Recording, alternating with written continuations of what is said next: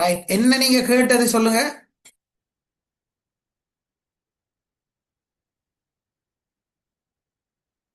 அதுல அந்த சப்டர் கேட்டீங்களா? అవును సార్ చాప్టర్ నంబర్. செப்டம்பர் அதுல போட்டுக்கனே, இங்கிலீஷ் மீடியம் கேட்டு அதுல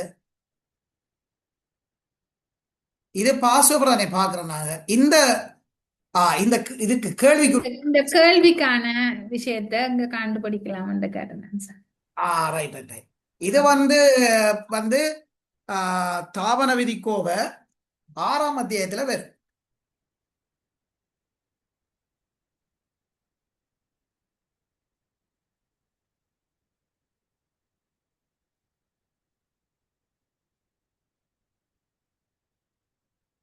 ஈகோட்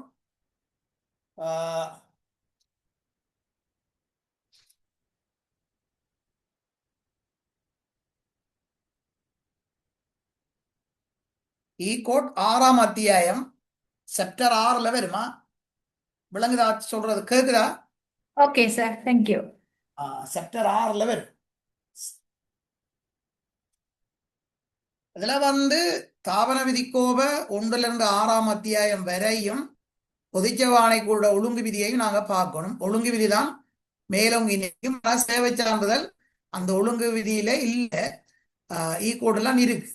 சரி, இந்த கேள்வி பேப்பர் ஆஹ், ஆஹ், சில செக்டர்கள் ஈகோட்டிலேயே நேரடியாக வந்திருக்கு. செப்டர்ல அதுல பிஎஸ்சி ஒழுங்கு விதியில இல்லாம வந்திருக்கு. ஆனா உங்களுக்கு இப்ப 2025 26ல எக்ஸாம் நடக்க போறது. அநேகமாக இந்த ஈகோட்ல எல்லா கேள்வியும் வராது. 1லிருந்து 6ஆம் அத்தியாயம் வரையும் பொதுச்சவாணி குழு ஒழுங்கு விதியோட சம்மந்தப்படுத்தி தான் நீங்க கூடுதலாக பார்க்கணும். நான் உங்களுக்கு டியூட்டில் நான் அப்படித்தான் உங்களுக்கு தந்திருக்கேன். டியூட்டை படிச்சா காணும். அது அந்த அந்த அடிப்படையில நீங்க போங்க. நான் உங்களுக்கு கடைசி கிளாஸ்ல நான் சிலதெல்லாம் கொஞ்சம் தொகுத்து சொல்லணும். ரைட்.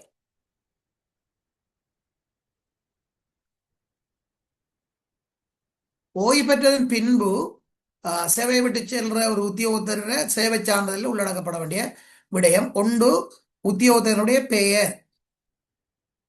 2வது, அரசாங்கத்தின் கீழ் சேவையாற்றிய காலம். அரசாங்கத்தின் கீழ் சேவையாற்றிய காலம்.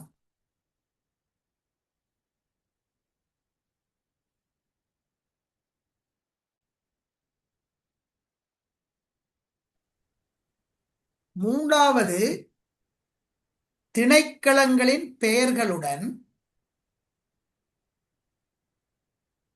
திணைக்களங்களின் பெயர்களுடன்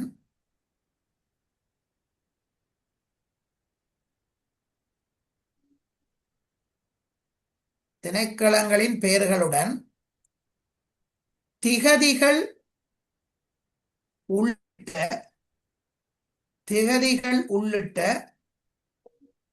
திணைக்களங்களுடன் திணைக்களங்களின் பெயர்களுடன் திகதிகள் உள்ளிட்ட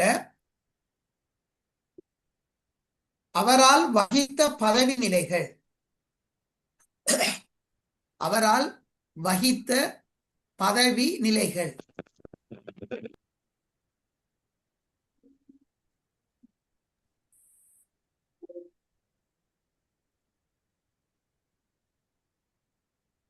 திணைக்களங்களின் பெயர்களுடன் திகதிகள் உள்ளிட்ட அவரால் வகித்த பதவி நிலைகள்.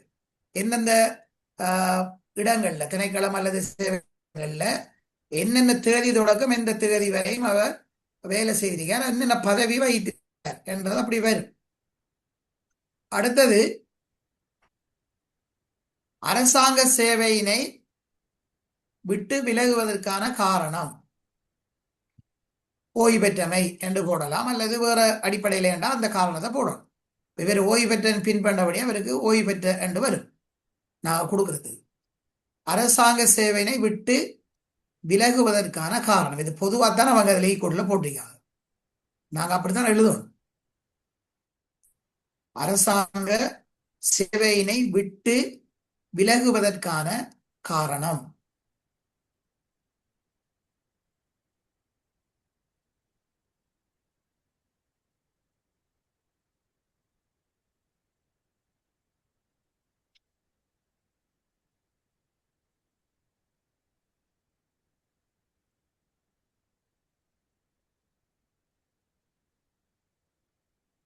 அடுத்தது வினைத்திறமை.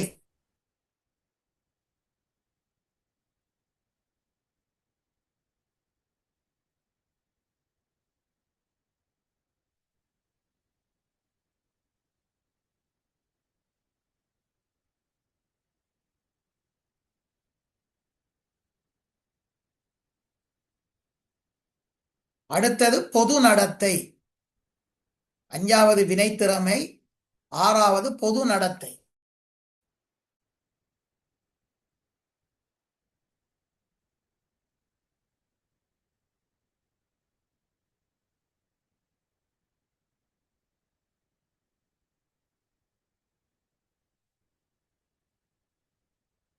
அப்ப இந்த விடயங்கள் சேவை சான்றிதழ் நான் கதைக்கிறது என்னன்னா சேவிஸ் பர்டிகுலர், சேவிஸ் பர்டிகுலர் என்று சொல்லுவோம். நாங்க சாதாரணமா சில வேளைகள்ல ஒரு உத்தியோக ஒரு தரத்திலிருந்து ஒரு தரத்துக்கு போறதுக்கும் கூட இதை கொடுக்கறது சேவை சான்றிதழ் அடிச்சு கொடுக்குறோம். அப்படி கொடுக்க கூடாது. அது அவங்களோட சேவிஸ் டீட்டெயில்ஸ் அல்லது சேவிஸ் கன்ஃபர்மேஷன் அப்படி கொடுக்கலாம். ஆனா சேவிஸ் சர்டிபிகேட் என்று கொடுக்கிறது, சேவை சான்றிதழ் என்று கொடுக்கிறது, அது ஓய்வு பெற்ற ஒரு ஆள் அல்லது தற்காலிக நியமனம் இருந்து அவருக்கு அதை முடிவுறுத்தி அவர் திருப்பி இன்னொரு வேலைக்கு கேட்கிறோம். அவர் சேவையில் இருக்க மாட்டார், அவரை நாங்கள் சேவையிலேருந்து நீக்கியிருப்போம். அப்படியானவரை திருப்பி கேட்டால் நாங்கள் அவருக்கு கொடுக்கலாம். அடுத்தது ராஜினாமா செய்வதற்காக, இரண்டாவது கேள்வியை பாருங்க. ராஜினாமா செய்வதற்காக அரசாங்க அலுவலர் ஒருவரால் விண்ணப்பம் ஒன்று அனுப்பப்பட்டுள்ள சந்தர்ப்பத்தில் திணைக்கள தலைவரால் அல்லது தலைவர் எடுக்கக்கூடிய நடவடிக்கைகளை குறிப்பிடுக. இது தாவன விதி கோவையில் பொதுச்சபை ஆணைக்குழு ஒழுங்கு விதியில இது 14ஆம் அத்தியாயம். சரி, 14ஆம் அத்தியாயத்துல பொதுச்சபை ஆணைக்குழுல 14ஆம் அத்தியாயத்தில் இருக்கு. சரிதானே? ஆனால் உங்களுக்கு 14ஆம் அத்தியாயம் என்னென்றால் இந்த கேள்விகள் இந்த 2014ஆம் ஆண்டு, இந்த 18ஆம் ஆண்டு வந்த கேள்வி 2020ஆம் ஆண்டுக்கு பிறகு அந்த பொதுச்சபை ஆணைக்குழு ஒழுங்கு விதி அதை அவங்க சரியாக கெசட் பண்றாங்க. 2020 பிறகு 2022 கெசட் பண்ணபடியா அவங்க நேரடியா ஈகோட்டில் இருந்தால் இந்த கேள்வி கட்டிக்காங்க. சரிதானே? நாம என்னென்றால் பொதுச்சபை ஆணைக்குழு ஒழுங்கு விதி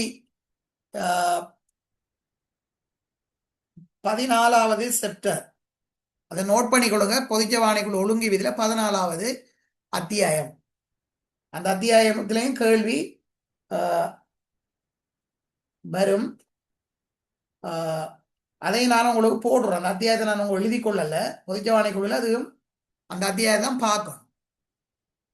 சரிதானே? இது எங்களுக்கு இப்ப தேவை சிலபஸ்ல இந்த அத்தியாயம் தரல, ஈகோட்டை வச்சு கேட்டிருக்கிறாங்க. நாம இதுக்கு விடைய எழுதுவோம். ஈகோட்ற இது இல்லாம நாங்க பொதுச்சபை ஆணைக்குழு ஒழுங்கு விதியில இதை வச்சுதான் நாங்க எழுதுவோம். சரிதானே? அப்ப ராஜினாமா செய்யறதுக்கு ஒரு அரசு அலுவலர் விண்ணப்பம் ஒன்றை சமர்ப்பித்தால் திணைக்கள தலைவர் என்ன செய்யணும், அது அடுத்த நடவடிக்கை என்ன செய்யணும் என்றால் கேள்வி. சரி, அப்ப எழுதி கொள்ளுங்க. இப்படியான சந்தர்ப்பத்தில் நான் உங்களுக்கு நோட்ஸ்லையும் தந்திருக்கிறேன்.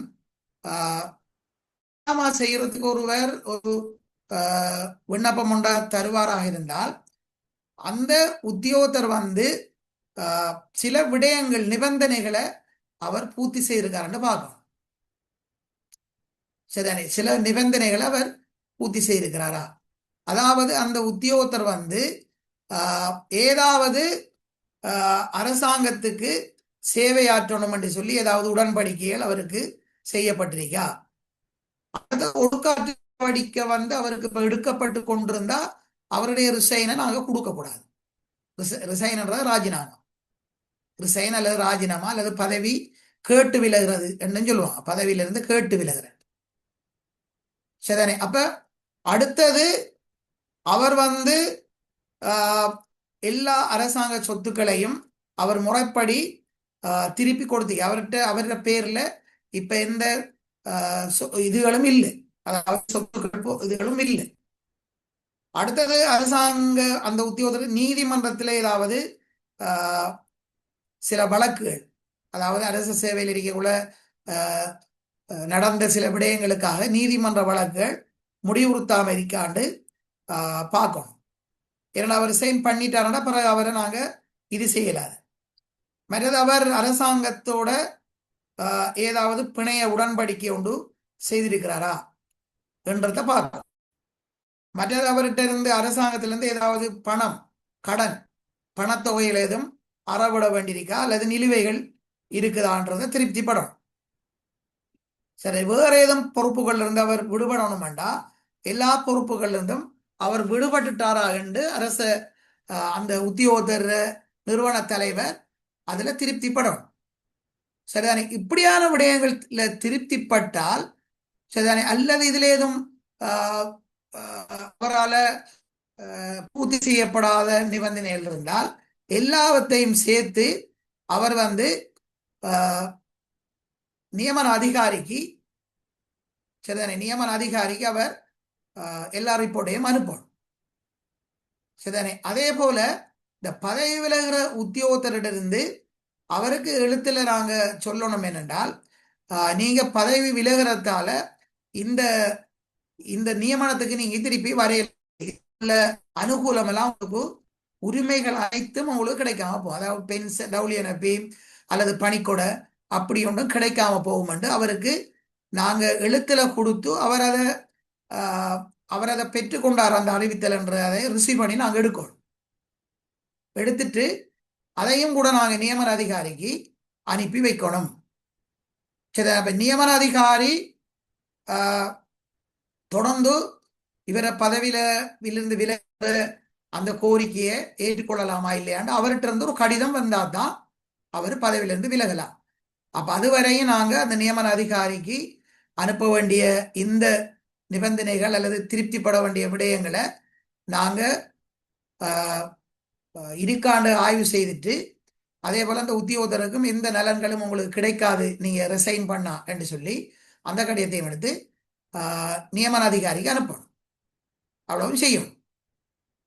இது ராஜினாமா செய்யற சம்பந்தமான விடயம் எழுதி கொள்ளுங்க.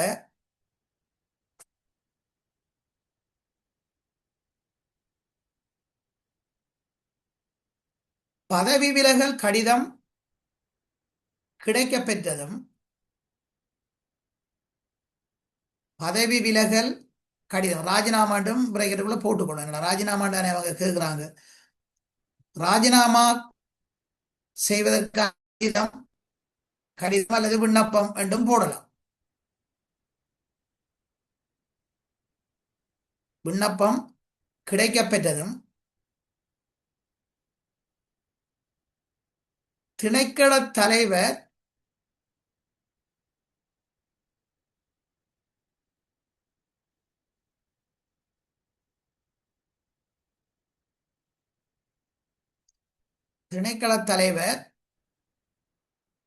பின்வரும் விடயங்களை தெளிவுபடுத்தல் வேண்டும். பின்வரும் விடயங்களை தெளிவுபடுத்தல் வேண்டும். தெளிவுபடுத்தணும், அதை கொஞ்சம் பார்க்கணும், செக் பண்ணி பார்க்கணும். பர்சனல் ஃபைலையும் எடுத்து பார்க்கலாம். அடுத்தது வேற ரிப்போர்ட்டுகள், அக்கௌண்டன்ட் கணக்காளர்கிட்டையும் ஸ்டோர், மற்றது இன்வென்ட்ரி, அடுத்தது லோன், மற்றது சுயவர கோவையில் அவங்களோட அக்ரிமெண்ட், பொன் சைன் பண்ணியிருக்கிறதெல்லாம் அதில் இருக்கு. இன்னொரு விடயங்கள் குறித்து தெளிவுபடுத்திக் கொள்ளல் வேண்டும்.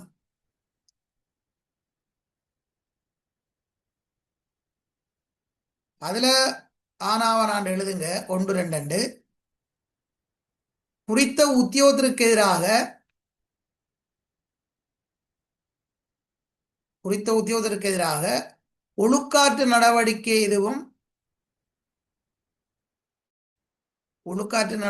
எதுவும் எடுக்கப்படவில்லை என்பதையும் எடுக்கப்படவில்லை என்பது அதான் ஒரு தெளிவுபடுத்த வேண்டிய விஷயம்.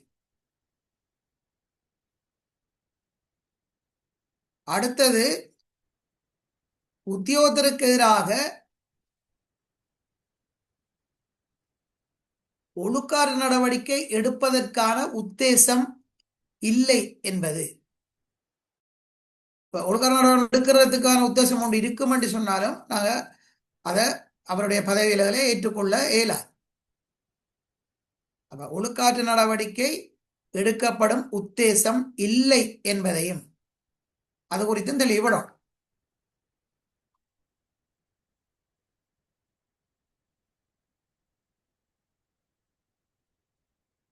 அடுத்தது,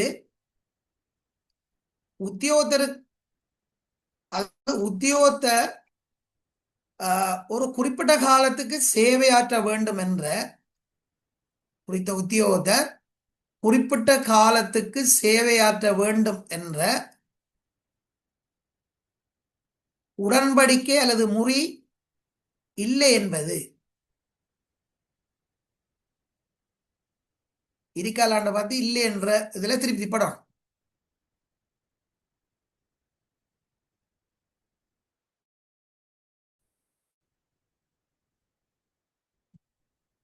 உத்தியோகத்துக்கு அரசாங்கத்துல சேவையாற்ற வேண்டும், குறிப்பிட்ட காலம் சேவையாற்ற வேண்டும் என்ற அந்த ஒரு உடன்படிக்கை அல்லது பிணை முறி ஏதும் இல்லை என்பது. பொன் முறி என்றது பொன்.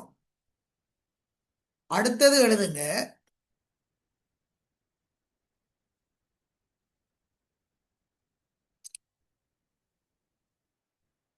குறித்த உத்தியோகத்திடமிருந்து அரசாங்கத்துக்கு ஏதும் பணத்தொகை அரசாங்கத்துக்கு ஏதும் பணத்தொகை வருமதியாக இல்லை என்பது.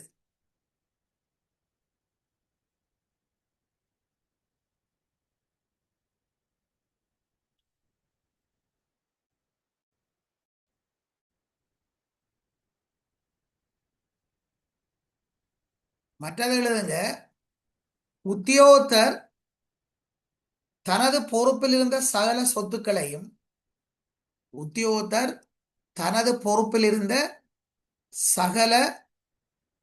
சொத்துக்களையும் திருப்பிக் கொடுத்துள்ளார்.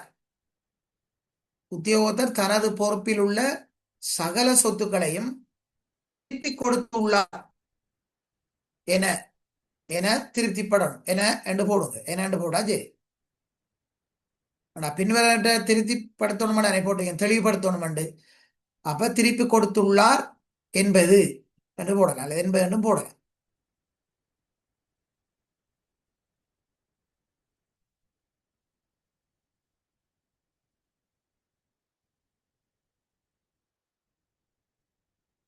அடுத்தது, குறித்த உத்தியோகத்தர் அரசாங்கத்துடன் செய்து கொண்ட ஏதாவது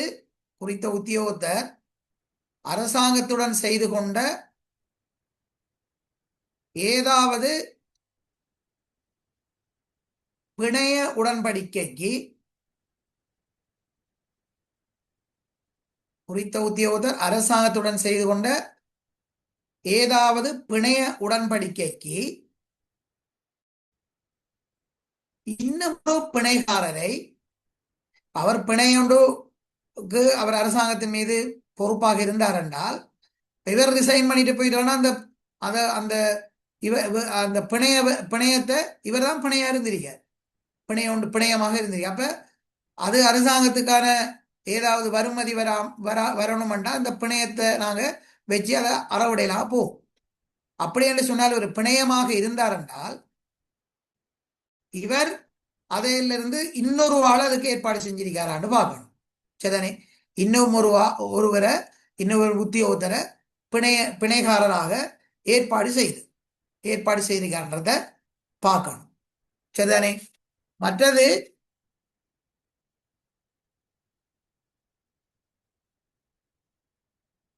இவ்வளவுத்தையும் அவருக்கு பார்க்கணும், நாங்க தெளிவுபடுத்தணும். அடுத்தது என்னண்டா, குறித்த ரெண்டாவது அடுத்த பந்தில குறித்த உத்தியோகத்தருக்கு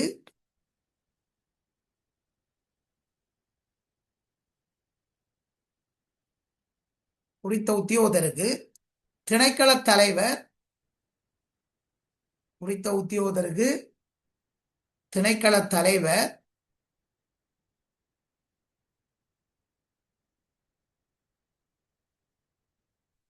திணைக்கள தலைவர் பின்வரும் விடயங்கள் குறித்து எழுத்து மூலம் பின்வரும் விடயங்கள் குறித்து எழுத்து மூலம் அறிவிப்பதோடு, அதாவது அவருக்கு எழுத்து மூலம் கீழே குறிப்பிடப்படுற விடயங்கள் சம்பந்தமா அவருக்கு அறிவிப்பதுடன் அவ்வறிவித்தலை அவர் பெற்றுக்கொண்டமே உறுதிப்படுத்திக் கொள்ளும். இது முக்கியம். அந்த கடிதமும் அனுப்பணும் நாங்க நியமன அதிகாரி. சரி, குறித்த உத்தியோக திணைக்கள தலைவர் எழுத்து மூலம் பின்வரும் விடயங்கள் குறித்து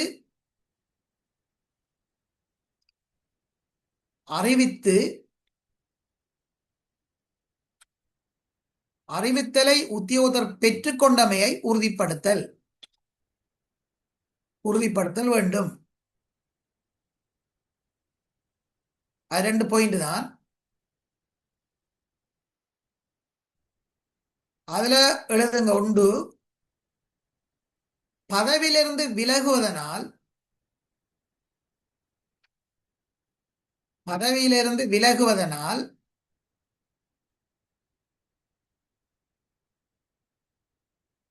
விலகுவதனால் ஓய்வூதியம் அல்லது பணிக்கொடை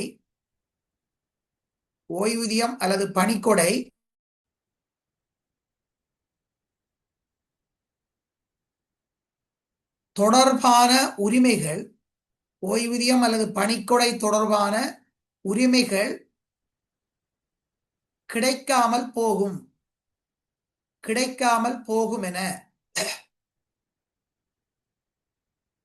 அவர்களிடத்துல நாம அறிவிக்கணும். என்னன்னா, நீங்க பதவி விலகுற காரணத்தால ஏற்கனவே இருந்த இந்த பதவி தொடர்பான ஓய்வூதியம் அல்லது பணிக்கொடை உங்களுக்கு தெரியும், 2 வருட சம்பளத்தை அவங்க ஒரே தடவையில கொடுப்பாங்க.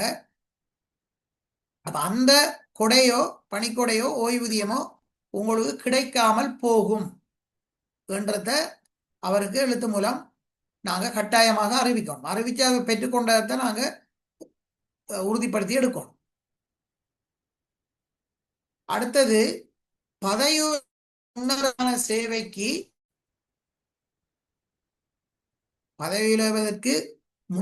சேவைக்கு உரித்தான அனைத்து சலுகைகளும் நலன்களும், அதாவது பதவி விலகுவதற்கு முன்னரான இந்த சேவைக்கு உரித்தான அனைத்து நலன்களும் உரித்துக்களும் கிடைக்காமல் போகும் என.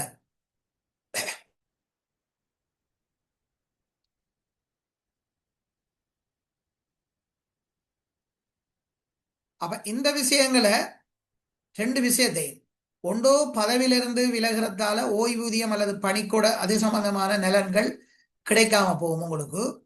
அடுத்தது, இந்த பதவியிலிருந்து விலகிறதுக்கு முதல் இருந்த ஓய்வூதியத்தை பற்றி கதைச்சிட்டோம். அடுத்தது, பதவியிலிருந்து முன்னரான அனைத்து உரிமைகளும் உரித்துக்களும் நலன்களும் கிட்டாமல் போகும். இதோட உங்களுக்கு அதுல ஒன்றும் கிடைக்காது என்ற 2 விஷயத்தையும் அவருக்கு எழுத்து மூலம் அறிவிச்சு அவர் அந்த அறிவித்தலை பெற்றுக்கொண்டமையை உறுதிப்படுத்திக் கொள்ளணும்.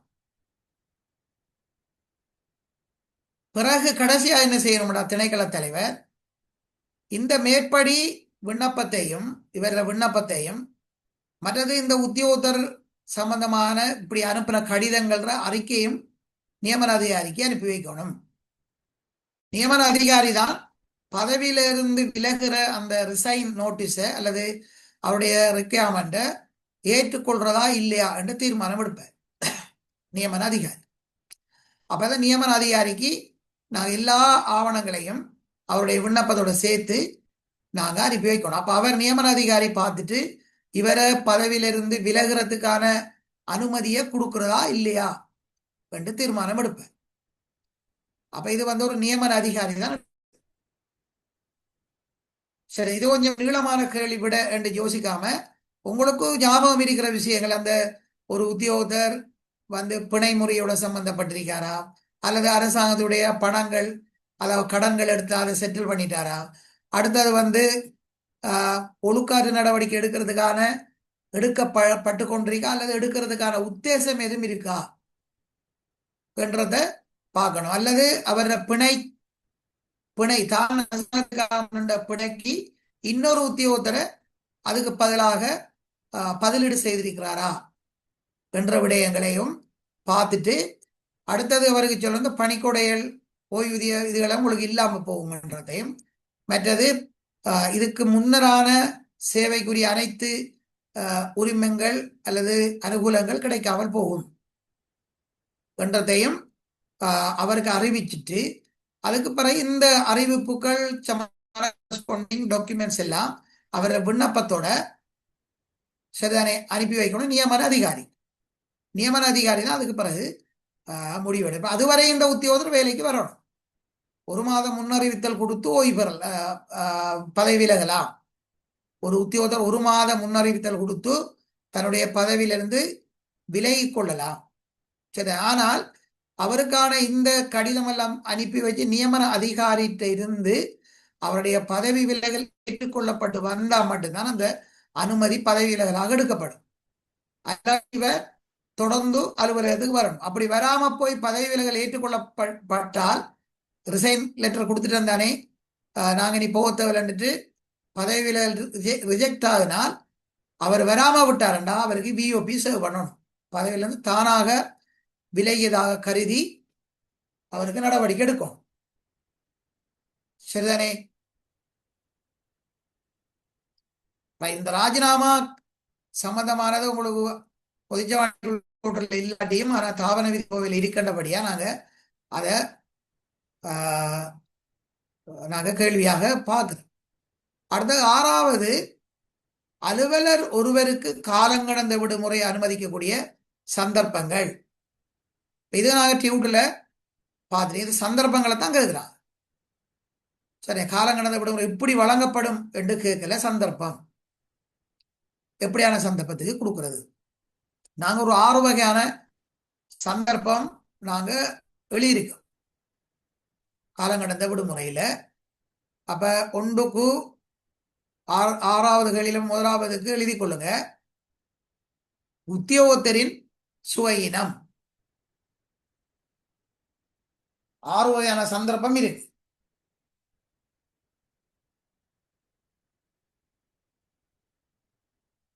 இன்றைய வகுப்பை நாங்க 9 மணியோட முடிப்போம். அடுத்தடுத்து வார இப்ப நாங்க அடுத்த சாட்டர்டே ஒரு வகுப்பு போடுவோம். அடுத்த சண்டே 7 மணி போட்டா டியூஸ்டேயோட முடிக்கலாம்.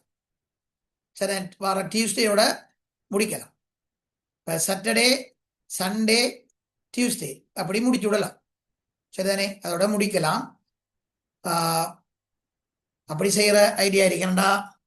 எங்களுக்கு நேரம் ஒவ்வொருக்கும் பெரிய சிக்கல் அறி. ரைட். அலுவலருக்கு இது 1வது சந்தர்ப்பம். அலுவலரின் சுவையினம். தனது குடும்பத்தவரின் சுவையினம்.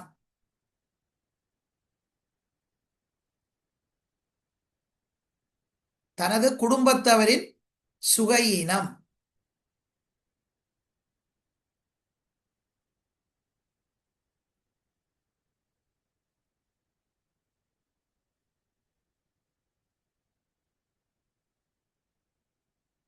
இது தாவர விதிக்கோவை 12ஆம் அத்தியாயத்தோட சம்பந்தப்பட்ட கேள்வியா? தாவர விதிக்கோவை 12ஆம் அத்தியாயத்தோட சம்பந்தப்பட்ட கேள்வி. அதாவது விடுமுறை லீவுகளோட சம்பந்தப்பட்ட கேள்வி. அப்ப உத்தியோகத்தரின் சுவையினம், குடும்ப உறுப்பினருடைய சுவையினம், தனது குடும்பத்தவர் அல்லது தனது குடும்பத்தவர் உறுப்பினர் சுவையினம், தனது குடும்பத்தவரின் மரணம் தனது குடும்பத்தார்களா தெரிக்கணும். வேற உறவினர் மரணம் அப்படியே அதுக்கு கொடுக்கறதில்ல. தனது குடும்பத்தவரின் மரணம்.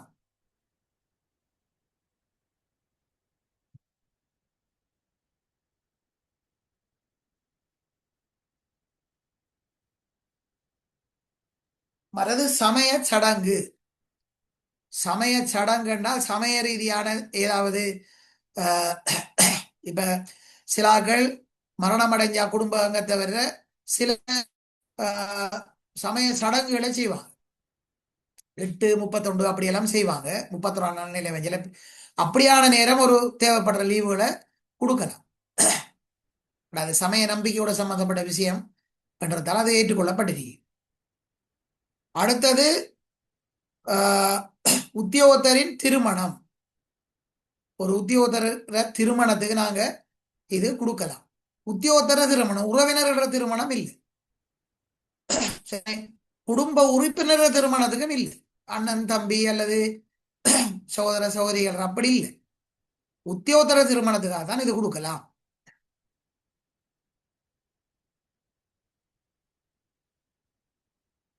அடுத்தது நீதிமன்ற விடயங்களுக்கு லீவு கொடுக்கணும். நீதிமன்றம் ஒரு உத்தியோகத்தர சாட்சிகளுக்காகவோ அல்லது வேறு ஏதும் அரச கடமைகளுக்காக, அரச கடமைக்கு தானா, தனிப்பட்ட கடமை இல்லை, அரச கடமைகளுக்காக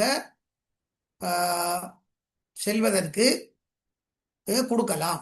தனிப்பட்ட விடயங்களுக்கும் கொடுக்கலாம். நீதிமன்ற வழக்கு தனிப்பட்ட விடயமா இருக்கலாம், அல்லது அரச கடமை என்ற டியூட்டியா வந்திருந்தானே தேவையில்லை தானே, தனியார், அதாவது அவருடைய தனிப்பட்ட விடயம் சம்பந்தமான வழக்குக்கு நீதிமன்ற செல்வதற்கும் இது கொடுக்கலாம்.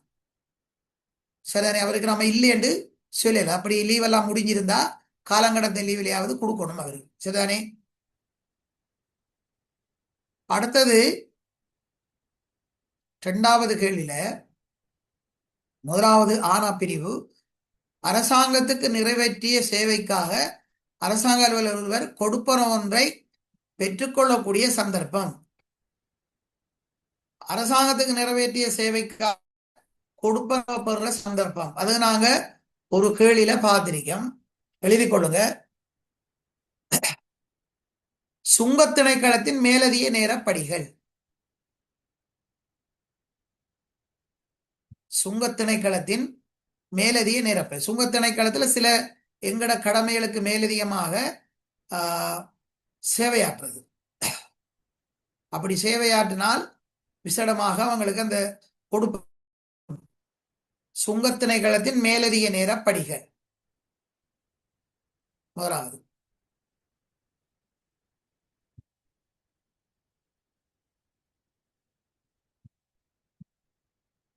இரண்டாவது பரீட்சை வினாத்தாள்கள் தயாரித்தல் மற்றும் விடைத்தாள்களை திருத்துதல். அதுக்கும் கட்டணம் உண்டு, அரசாங்கத்திலிருந்து கிடையாது. பரீட்சை வினாத்தாள்களை தயாரித்தல் ஒரு பேப்பருக்கு எத்தனை சொல்லி கொடுப்பாங்க. அதே போல திருத்துதல், கேள்வி பேப்பர் எடுக்கிறது, மற்றது திருத்தம் பேப்பரை பேப்பர் கரெக்ஷன் சொல்லுவாங்க. அது திருத்தம் செய்யறதுக்கு ஒரு பேப்பருக்கு இவ்வளவு கட்டணம் கண்டு கொடுப்போம். இது கட்டணம் தான், ஒரு கொடுப்பன பண்ணி சொல்றது. மற்றது உத்தியோகத்தர பதவிக்கு கடமைகளுக்கு எவ்விதத்திலும் தொடர்பு. உத்தியோகத்தர பதவி கடமையோட தொடர்பற்ற சில வானொலி தொலைக்காட்சி பிரசார கட்டணங்களையும் பெறலாம். உத்தியோகத்தரின் பதவிக்கு அல்லது கடமைகளுக்கு எந்த விதத்திலும் தொடர்பற்ற வானொலி தொலைக்காட்சி பிரசாரங்களுக்கான கட்டணங்கள், அதுக்கான ஒரு கட்டணத்தையும் அரசு உத்தியோகத்தர் பெற்றுக்கொள்ளலாம்.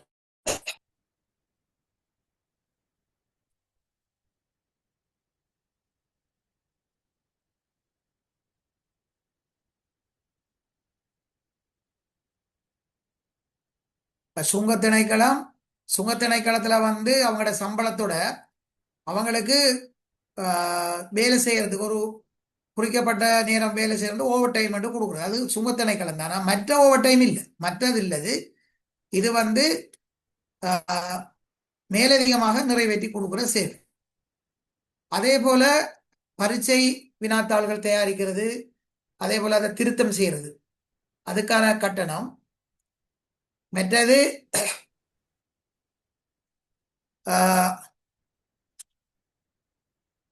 உத்தியோகத்தர பதவிக்கு மற்றும் கடமைகளுக்கு எவ்விதத்திலும் தொடர்பற்றதாக இருக்கிற வானொலி, தொலைக்காட்சி போன்ற இதுல வேலை செய்யறதுக்கான கட்டணம் அதையும் எடுக்கலாம். அப்படியான கட்டணங்கள் பெறுறதுக்கு முதல் திணைக்கள தலைவர் அல்லது அமைச்சர் செயலாளர்கிட்ட விசேடமான அனுமதியை பெற்றுத்தான் அவங்களுக்கு சேவையை செய்யணும். அல்லது அவங்க உத்தியோகத்தரில் சில சேவைக்காக எடுப்பான்.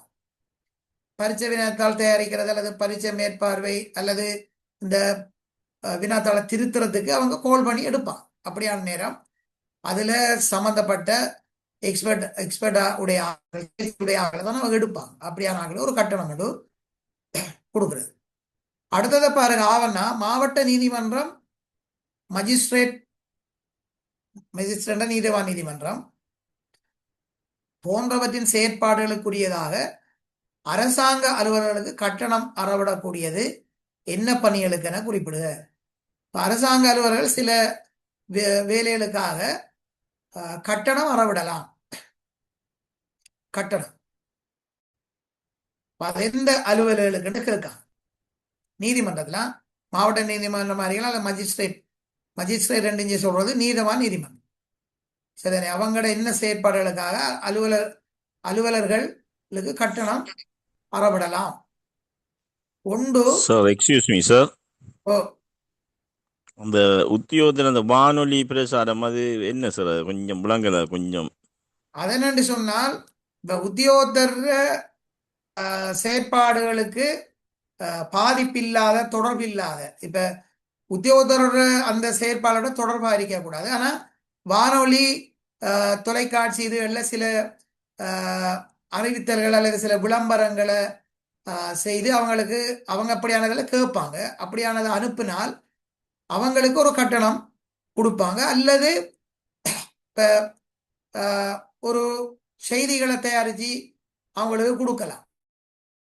செய்திகளை தயாரித்து அவங்களுக்கு கொடுக்கறது, பிரச்சாரம் மாதிரி ஒரு அட்வர்டைஸ்மெண்ட் மாதிரி செய்து கொடுக்கறது, அது ஒரு திறமை இருக்கும் விரட்ட. அப்படியான திறமை இருந்தால் இது அவர் சொந்த கடமைக்கு எந்த விதம் தொடர்பற்றதாக, பாதிப்பில்லாதாக இருக்கும் என்றால் அவங்கள்ட்ட இருந்து கட்டணமோட பெற்றுக்கொள்ளலாம். அதனால சொல்லப்படுது. விளங்குதாது? Okay okay. மற்றது தாவண விதிக்கோவையில 47 சொல்லப்பட்டது சில விஷயம் என்னென்றா, ஒரு உத்தியோகத்திலிருந்து ஊடகங்களுக்கு நிருபராக, அதாவது செய்தி சேகரித்து வழங்குற ஒரு நிருபராக பதவி வகிக்கலாம். ஆனால் அவர் முன் அனுமதி உண்ட அமைச்சர் செயலாளரிடம் எடுத்துக்கொள்ளணும். அனுமதி உண்டு எடுத்தால் அவங்க கொடுக்கறதும் ஒரு கட்டணம் ஒன்று கொடுப்பாங்க. எவ்வளவு சேவை சேகரித்தால் எவ்வளவு செய்தி, அதுக்கு ஒரு கட்டணம். அப்படித்தான் இந்த இது. மற்றது ஆவணா கேள்வி, மாவட்ட நீதிமன்றம், மஜிஸ்ட்ரேட் நீதிமன்றம் போன்றவற்றின் செயல்பாடுக்கூடியதாக அரசாங்க அலுவலர்களுக்கு கட்டணம் அறவிடக்கூடிய விஷயம். அப்ப இதுக்கு வந்து என்னென்றால், தனிப்பட்ட வேண்டுகோளின் மீது பழமை வாய்ந்த ஆவணங்களை தேடுறது. தனிப்பட்ட ஒரு வேண்டுகோள், ஒரு சரிதானே, ஒரு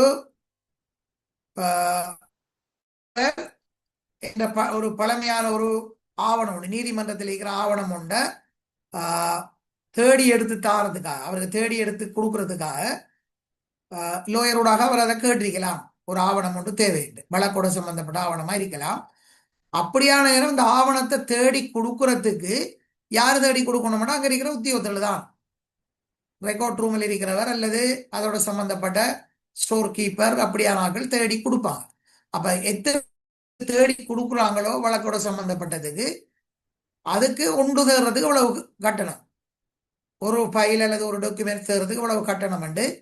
அந்த கட்டணத்தை அங்க தேவைப்படுற ஒரு நபர்கிட்ட இருந்து அல்லது அந்த வழக்கோட சம்பந்தப்பட்ட ஒரு ஆள் யாருக்கு தேவையோ அவர்கிட்ட இருந்து கட்டணத்தை அறவிடலாம்.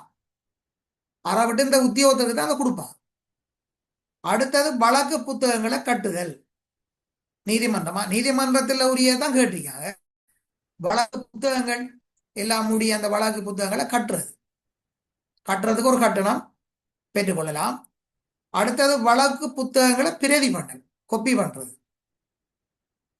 வழக்கு புத்தகங்களை பிரதி பண்றது அல்லது கொப்பி பண்றதுக்கும் அந்த கட்டணம் எடுக்கலாம் நீதிமன்றங்களை. மற்றது ஆவணங்களை மொழிபெயர்க்கிறது. டிரான்ஸ்லேஷன் செய்த நீதிமன்ற ஆவணங்களை டிரான்ஸ்லேஷன் செய்யறதுக்கும் ஒரு கட்டணம். அது அதையும் அறவிடலாம், கட்டணங்களை அறவிடலாம். அங்க உங்களுக்கு தெரியும், வழக்குகள் நீதிமன்ற வழக்குகள்ல ஒன்று வழக்கு தீர்ப்பை கொடுக்குற அதையும் டிரான்ஸ்லேஷன் பண்ணலாம். வழக்காடும் ஆவணங்களையும் டிரான்ஸ்லேஷன் செய்யணும். அப்ப கோர்ட்ஸில் டிரான்ஸ்லேஷன் செய்யற டிரான்ஸ்லேட்டர் இருப்பாங்க.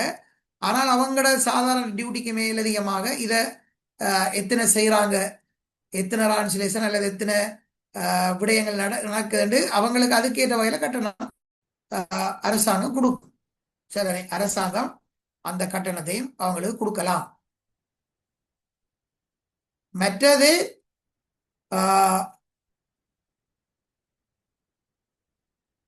மாவட்ட நீதிமன்றங்கள் போன்றவற்றில் சிவில் வழக்குகளுக்கு கட்டப்பட்ட ஆவணங்களை மீளப்பெறல்.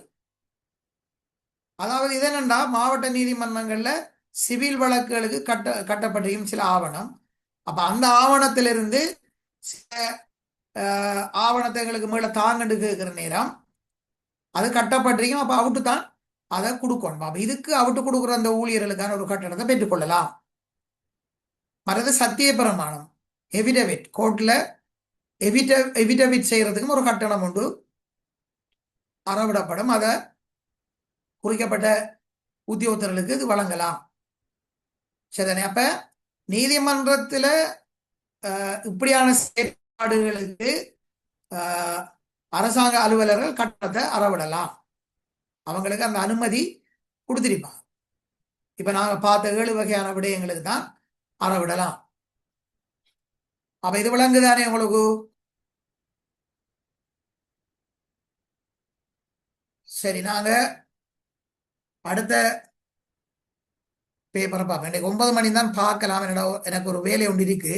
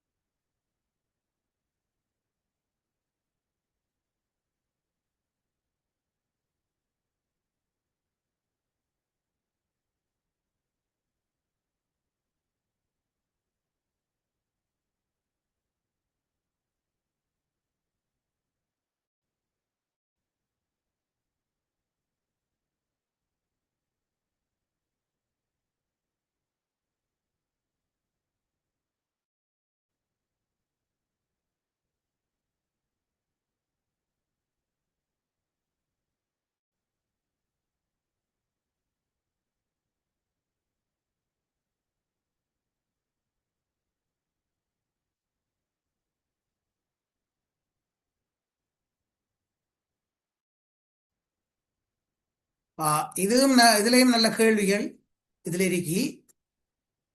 நாம இதுக்கு பிறகு இன்னொரு பேப்பர் 2019ஆம் ஆண்டு பேப்பர் ஒன்றை பார்ப்போம். 19, 13 எல்லாம் இருக்கு. அங்க மேலுக்கு இருந்து பார்த்து வரும். இதை பார்ப்போம், இந்த கேள்வி பேப்பரை பார்ப்போம்.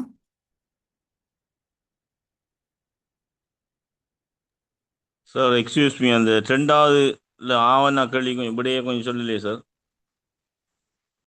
அவனா கேள்வியா? அவன கேள்வி சொன்னதே.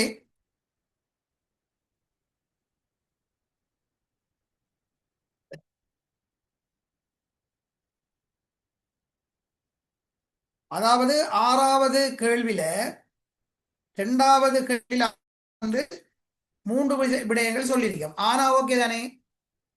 அதாவது சுங்க திணைக்களத்துல மேலதிக படிகள், அதால வழங்குற அது ஓகே படிகள், சார்.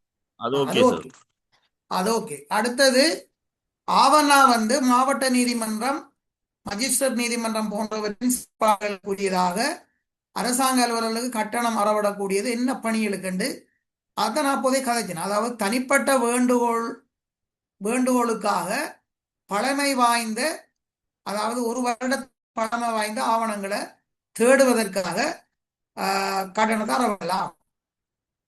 ஒன்று, தனிப்பட்ட வேண்டுகோளின் மீது அல்லது வேண்டுகோளின் அடிப்படையில், தனிப்பட்ட வேண்டுகோளின் அடிப்படையில் ஒரு வருடத்துக்கு மேலான பழமை வாய்ந்த ஆவணம், ஒரு வருடத்துக்கு உட்பட்டதில் ஒரு வருடத்துக்கு மேற்பட்ட, ஒரு வருடத்துக்கு மேற்பட்ட பழமையான ஆவணங்களை தேடுவதற்கு.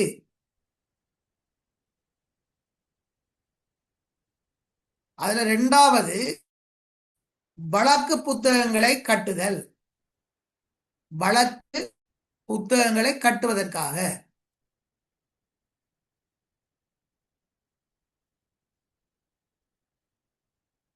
3வது வழக்கு புத்தகங்களை பிரதி பண்ணல். நீதிமன்றத்தில் வேலை செய்யற ஆட்களுக்கு இந்த கொடுப்பனெல்லாம் எடுத்து கொண்டிருப்பாங்க, அதுக்கான வாய்ப்பு இருக்கு. ஆசிரியர்கள் வந்து பேப்பர் திருத்தி போட்டு கொடுப்பனவு எடுக்கிற மாதிரி இது நீதிமன்றத்தில் அவங்களுக்கான வாய்ப்புகள் இருக்கு. அப்ப வழக்கு புத்தகங்களை கட்டுவது சரி. அடுத்தது வழக்கு புத்தகங்களை பிரதி பண்றது, கொப்பி அடிச்சு கொடுக்கறது, கொப்பி பண்ணி வைக்கிறது. அப்ப இது வந்து யாரும் கேட்கக்குள்ள வெளியாக்கள் கேட்கிற நேரம் தானே வரும், அவங்களோட வழக்குகளோட சம்பந்தப்பட்ட ஆக்கள் இது செய்வாங்க இதுக்கு. அதே போல வழக்கு புத்தகங்கள் நீதிமன்றம் சொல்லும் இவ்வளவு கட்டுறதுக்கு, ஒரு புத்தகம் கட்டுறதுக்கு இவ்வளவு வந்து அவங்களுக்கு கொடுப்பாங்க. அடுத்து ஆவணங்களை மொழிபெயர்க்கிறது, ஆவணங்களை மொழிபெயர்த்தல்.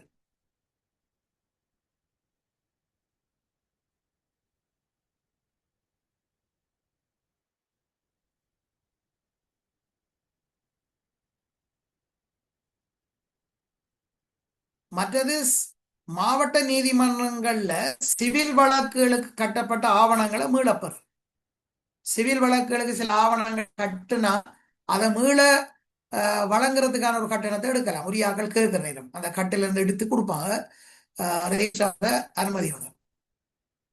அதுக்கு அடுத்தது சத்தியப்பிரமாண உறுதிமொழி, எவிடெவிட், கோர்ட்ஸ்ல இருந்து எவிடெவிட் சத்தியப்பிரமாணம் செய்யறதுக்கு ஒரு கட்டணம் உண்டு. அதுவும் ஊழியர்களுக்கு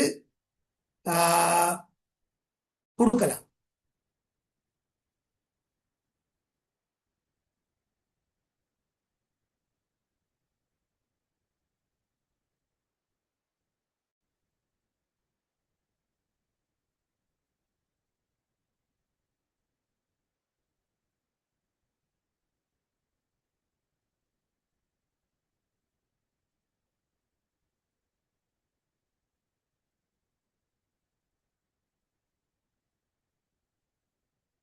அப்ப இந்த கேள்வி வினாத்தாள பாருங்க, 2014.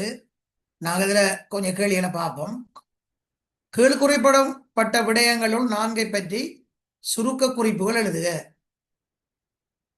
இதுல வந்து 5 வினாக்கள் வந்த நிறம் வந்த பழைய பேப்பர். நாங்கள் வினாக்களை பார்ப்போம், ஏன்னா எங்களுக்கு சிலபஸ்ல அது இருக்கிறபடியா நாங்க பார்க்கலாம். இது வந்து சம்பளங்கள்ன்றது உங்களுக்கு தெரியும், தாபன விதிக்கோவை 7ஆம் அத்தியாயத்தோட சம்பந்தப்பட்ட கேள்வி. அலுவலர் ஒருவரது சம்பளங்கள். அப்ப சம்பளங்கள் சம்பந்தமாகவும் நாங்க நோட்ஸில் தந்திரிக்கி. அதாவது அலுவலர் ஒருவர் சம்பளம், சம்பளம்ன்றதுக்கு நீங்க என்ன ஒரு சுற்று நிருபம் சொல்ற எழுதி கொள்ளுங்க. சம்பளம் மண்டா என்னண்டு ஒரு சுற்றறிக்கை ஒன்று 2018ஆம் ஆண்டு வந்தது. 24/2018 அரசு நிர்வாக சுற்றறிக்கை 24/2018.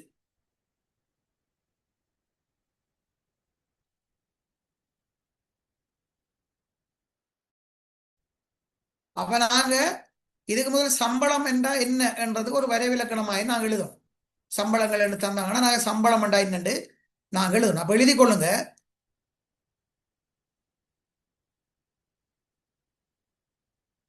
சம்பள அளவு திட்டம், சம்பள அளவு திட்டம்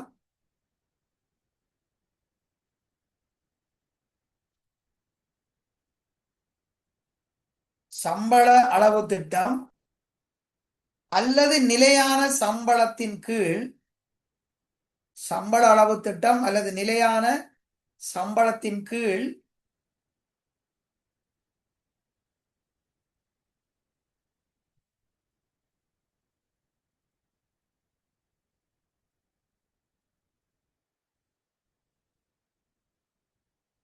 சம்பள அளவு திட்டம் அல்லது நிலையான சம்பளத்தின் கீழ்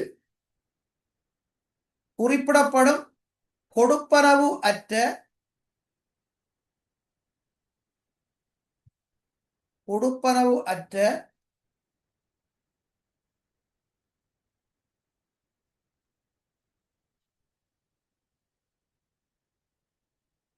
சம்பளமாகும். கொடுப்பனவு அற்ற சம்பளமாகும்.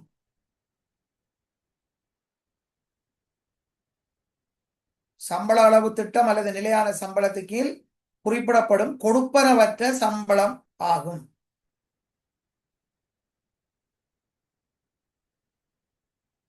இச்சம்பளத்தோடு வேறு ஏதும் கொடுப்பனவுகள் உள்ளடக்கப்படுவதில்லை. இச்சம்பளத்தோடு வேறு ஏதும் கொடுப்பனவுகள் உள்ளடக்கப்படுவதில்லை. நாங்க இப்ப சில சம்பளம் இருக்கும் சரிதானே, ஆனா சில எலவுன்ஸ்களையும் நாங்க சேர்த்து எடுக்கோம். ஆனால் அது எலவுன்ஸ் இல்லாத இதைத்தான் சம்பளம் என்று சொல்றது சரிதானே, அதோட உள்ளடக்கப்படாத விடயம். மற்றது நாங்க இன்னும் எழுதணும். முதலண்டா முதல் நியமனம் பெறுகின்ற பொழுது ஒருவருக்கு எழுதுங்க. முதல் நியமனத்தின் போது ஒருவருக்கு வழங்கப்படும் சம்பளமானது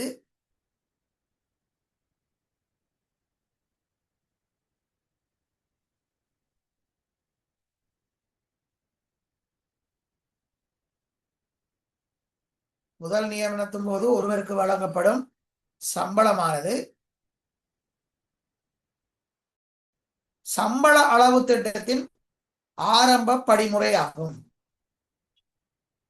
சம்பள அளவு திட்டத்தின்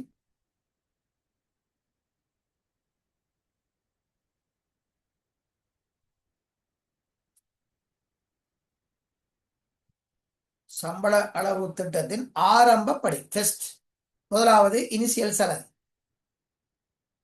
அப்படி அதாவது ஆரம்ப புதிய நியமனத்தின் போது ஆரம்ப அடிப்படை அந்த சம்பளத்துல சம்பள அளவு திட்டத்துல அடிப்படை சம்பளம் ஆரம்ப சம்பளம். சம்பள அளவு திட்டம் மாற்றப்பட்டுள்ள போது சம்பள அளவு திட்டம் மாற்றப்பட்டுள்ள போது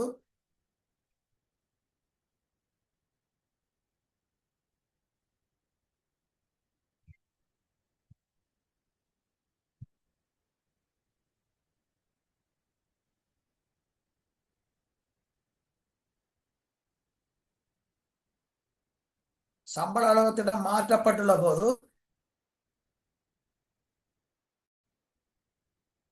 இச்சம்பள அளவு திட்டம் திருத்த நடைமுறைக்கு வருகின்றது. சம்பள அளவு திட்ட திருத்தம் இச்சம்பள அளவு திட்ட திருத்தம் நடைமுறைக்கு வருகின்ற தேதியிலிருந்து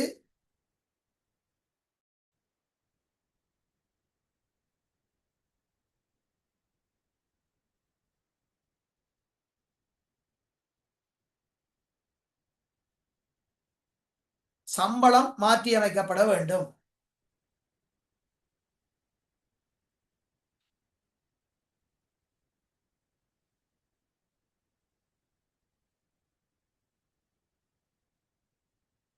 அடுத்தது எழுதுங்க. பதவி உயர்வு வழங்கப்படும்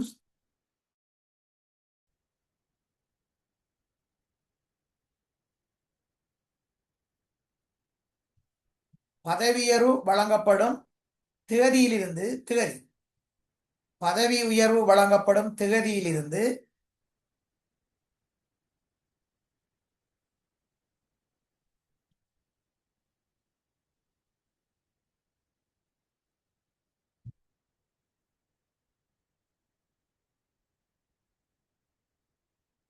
பதவியேறு வழங்கப்படுகின்ற பதவிக்கான சம்பளம் பதவியேறு வழங்கப்பட்ட தேதியிலிருந்து பதவி உயர்வு வழங்கப்பட்ட புதிய பதவி அல்லது பதவியுயர்வு வழங்கப்பட்ட பதவிக்கான சம்பளம்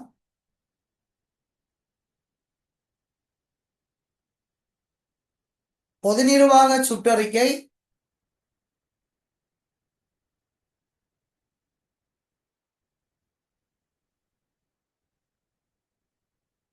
7/2000 என்று போடு 7/2000 7 போட்டு ஸ்டாக் 2000 அப்ப சம்பளத்தினை பொது நிர்வாக சுற்றறிக்கை 7/2000க்கு அமைவாக மாற்றி அமைக்கப்படும் சம்பள மாற்றம்.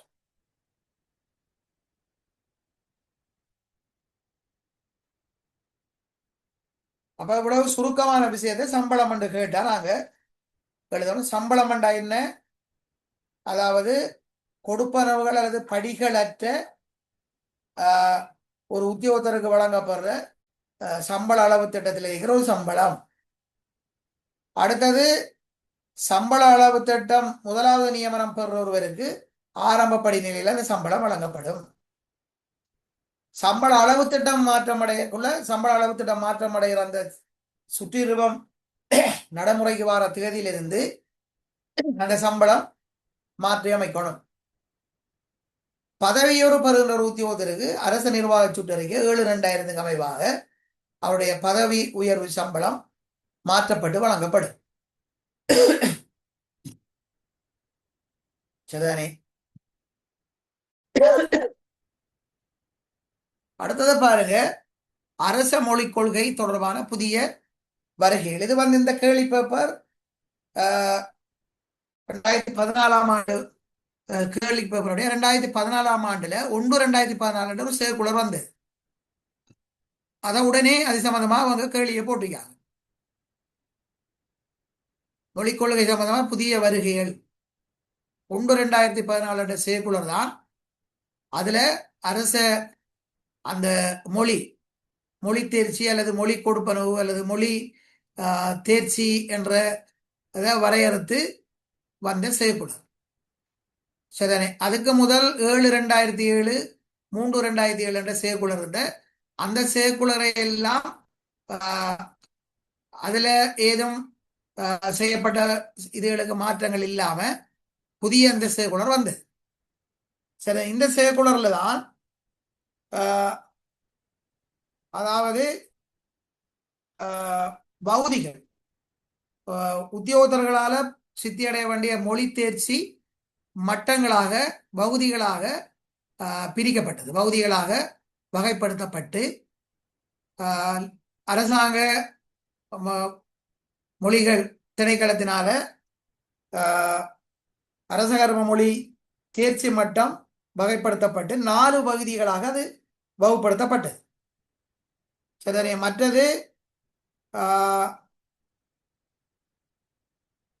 அரச உத்தியோகத்தர் இந்த மொழி தேர்ச்சிக்காக நடத்தப்படுற வாய்மொழி பரீட்சை எழுத்து பரீட்சையில சித்தி அடையணும். 2லையும் சித்தி அடையணும். சித்தி அடைஞ்சாதான் அவர் மொழி தேர்ச்சியிலிருந்து விலக்கப்படுவார் என்ற விதம். அதே போல இதுல இந்த சிங்கள தமிழ் உத்தியோகத்தர் ஒருவர் சிங்கள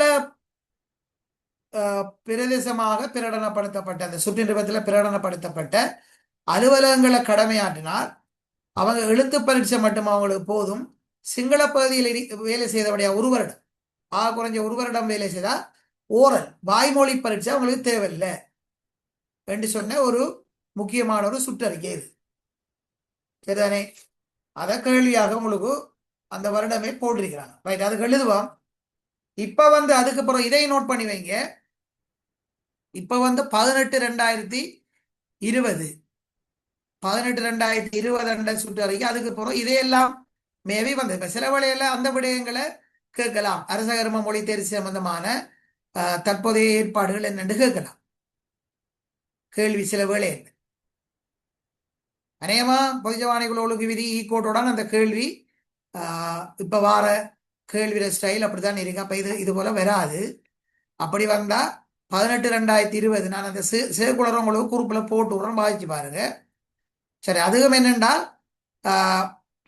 அரசாங்க உத்தியோகத்தர்களுக்கு இதுல இருந்து கொஞ்சம் மாற்றம் அடைஞ்சி அவர்களுக்கு பயிற்சி குறிக்கப்பட்ட மணித்தியாலம் வகுப்புகள் பயிற்சி 10 நாளைக்கு அல்லது ஒரு குறிக்கப்பட்ட மணித்தியாலம் 180 மணித்தியாலம் 100 மணித்தியாலம் 200 மணித்தியாலம் என்று பயிற்சி நெறிகளை பூர்த்தி செய்தால் அவங்களுக்கு இந்த மொழி தேர்ச்சி இதில் சித்தியடைந்தவர்களாக கருதப்படுறதுக்குரிய அந்த ஏற்பாடு ஃபுல்லா வந்தது. சரி, அதுக்கு பிறகு பழைய ஏற்பாடுகள் இல்லை. இப்ப இருக்கிறது 18/2020 சேர்க்குளர் அமைவாக உள்ள மொழி தேர்ச்சிக்குரிய விடயம். அதையும் சுட்டிக்காட்டி நீங்க எழுதலாம். நான் அந்த சேர்க்குளர் உங்களுக்கு நான் போட்டு விடுற நாளைக்கு பாருங்க. அப்ப எழுதுங்க.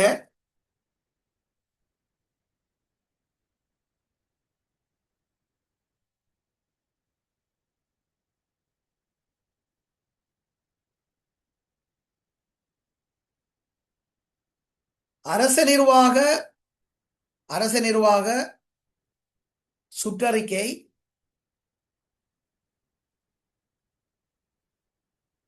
அரச நிர்வாக சுற்றறிக்கை. இப்ப இந்த கேள்வி அப்படி கேட்கல. புதிய வருகை என்றால் நாங்க இந்த சேர்க்குளர் எழுதியலாது 18/2020 அந்த சேர்க்குளரை அதுல 1-2 வந்திருக்கி. அதைத்தான் நாங்க இப்போ நடைமுறைக்கு அதன் அடிப்படையில் இப்ப நான் நினைக்கிறேன் 2026 10ஆம் மாதம் 16ஆம் தேதி வரையும் அந்த பயிற்சி நெறிகள் நடத்தி அதுல சித்தியடைகிறதுக்கான வாய்ப்பு வழங்கப்பட்டிருக்கு. அதுவரையும் படியேற்றங்களை கொடுக்கலாம். மொழி தேர்ச்சி சித்தியடையில, அதாவது இந்த கிளாஸ் பயிற்சி வகுப்பு நடக்கல என்ற அடிப்படையில சரிதானே அதுக்கான வாய்ப்புகளை திருப்பி இன்னும் நீடிச்சு கொடுத்துருக்கு.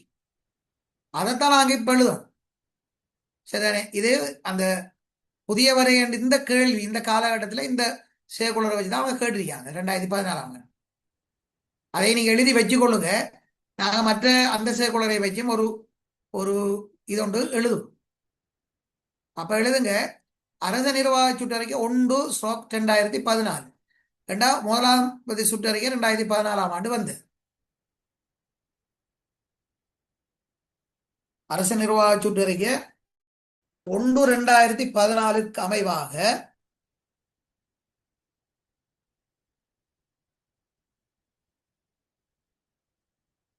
அமைவாக கீழே எழுதுங்க.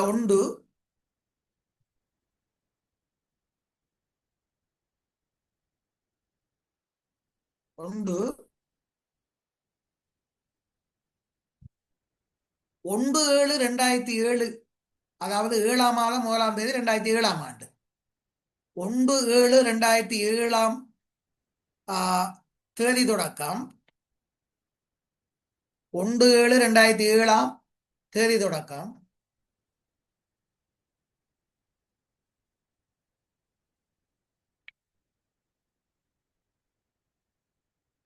அரசு அலுவலர்கள்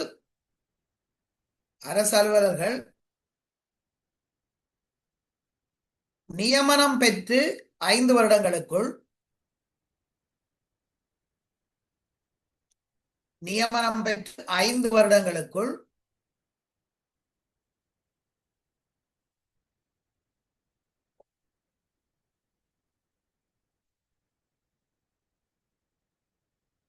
மற்றைய அரசகர்ம மொழியில்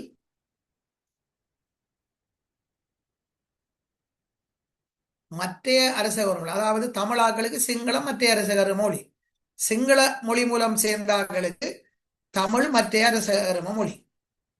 மற்றைய அரசகர்ம மொழியில் குறித்த தேர்ச்சி மட்டத்தில் சித்தி அடைதல் வேண்டும். குறித்த தேர்ச்சி மட்டத்தில் சித்தி அடைதல் வேண்டும். அது ஒரு விஷயமாக 2014ஆம் ஆண்டுக்கு பிறகு அந்த விஷயம் அந்த செயற்குழல சொல்லப்படுது.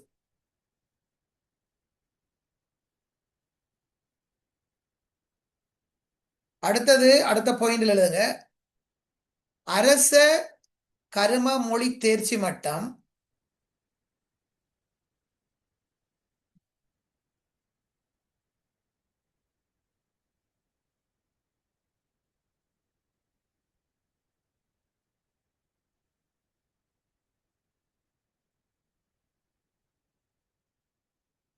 அரச கர்ம மொழி தேர்ச்சி மட்டம் பதவிகளுக்கு அமைவாக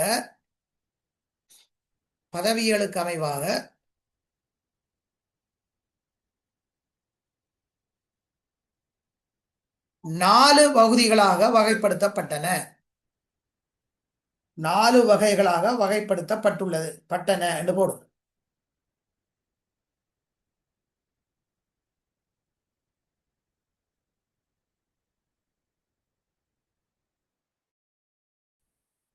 நாலு வகைகளாக 4 பகுதிகளாக வகைப்படுத்தப்பட்டன.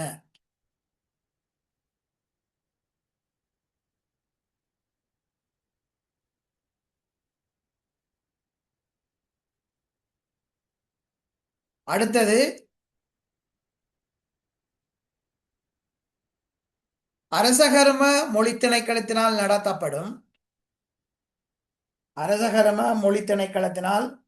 நடத்தப்படும்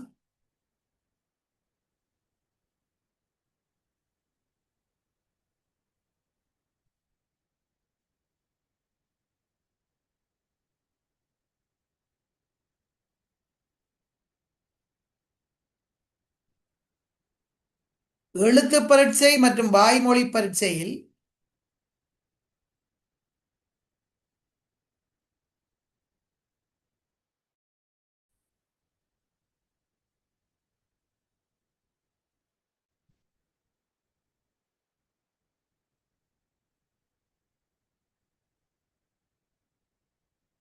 சித்தி அடைதல், எழுத்து பரீட்சை மற்றும் வாய்மொழி பரீட்சையில் சித்தி அடைதல் தேர்ச்சி அடைவாக கருதப்படும்.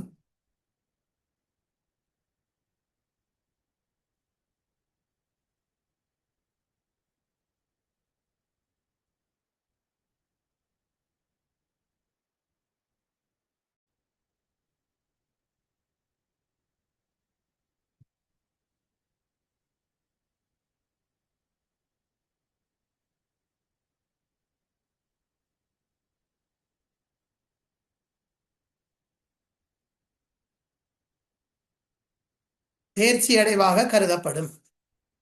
அடுத்தது இன்னொரு பாயிண்ட் எழுதுங்க.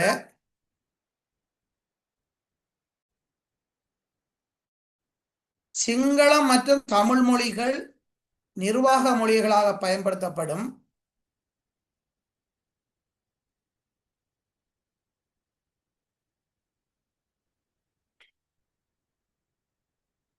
சிங்களம் மற்றும் தமிழ் மொழிகள் நிர்வாக மொழிகளாக பயன்படுத்தப்படும். மக்கள் பெரும்பான்மையாக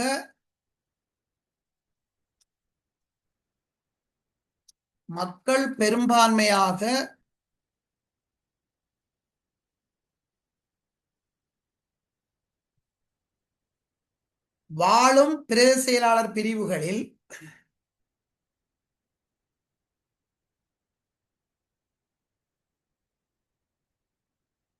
சிங்களம் மற்றும் தமிழ்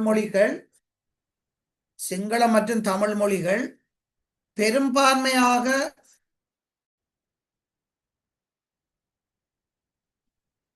மக்கள் பெரும்பான்மையாக வாழும் பிரதேச செயலாளர் பிரிவுகளில் 1 வருடம் கடமையாற்றியவர்களுக்கு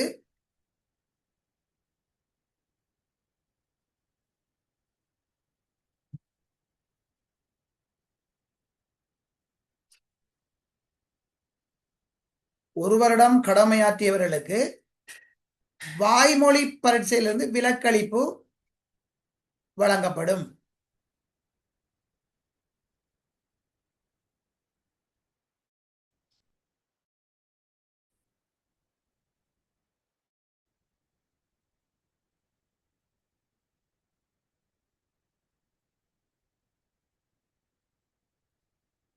சரிதானே? விலக்களிப்பு வழங்கப்படும். அந்த வகையில் நியமனம் மற்றும் இடமாற்றங்கள் வழங்கப்படல் வேண்டும். அந்த வகையில் நியமனம் மற்றும் இடமாற்றங்கள் வழங்கப்படல் வேண்டும். அதாவது தமிழ் மொழி மூலம் சேர்ந்தாக்களை சிங்கள பகுதிக்கு 1 வருடமாவது இடமாற்றம் செய்யணும் அல்லது அங்க நியமிக்கணும். அந்த ஏற்பாடுகளை செய்யணும் என்று வந்த சேர்க்கணும். நல்ல சேர்க்கணும் உண்டு.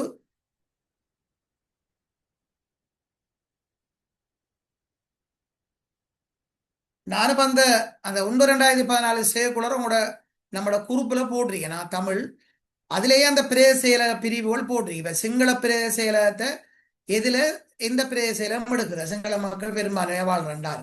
அதே போல தமிழ் பிரதேச செயலகம் சிங்களாக்களுக்கு தமிழ் பிரதேச செயலகங்கள் என்ன என்று சொல்லி அதுல போட்டுரு. சரிதானே? அப்ப அந்த அதுல ஏதாவது ஒரு இடத்துல இடமாற்றம் கொண்டு எடுத்துட்டு போய் வேலை செய்தால் 1 வருடம் விலக்களிப்பு வழங்கப்படும். ஓரல் எழுத தேவை. சரிதானே? இப்ப 18/2020 சேக்குலர் படி இந்த மணித்தியாலங்கள் பயிற்சி மணித்தியாலங்கள் வந்தது பிறகு அதுல அவங்களுக்கு ஓரலும் ரிட்டன் எக்ஸாமும் அதுல வைக்கிறபடி அந்த பயிற்சி முடிய அதுல அவங்க 200 மணித்தியாலம் 150 மணித்தியாலம் 100 மணித்தியாலம் சித்தி அடைவாங்கன்னு சொன்னால் அவங்களுக்கு அதுல அந்த மொழி தேர்ச்சியை பெற்றதாக அவங்களுக்கு கருதப்படும். அப்ப நமக்கு இப்ப கேள்வி செய்யறேன்னு சொன்னா இந்த 18/2020 சேக்குலர் அதன்படி நாம செய்யணும். நான் அதை உங்களுக்கு இப்ப போட்டோம்.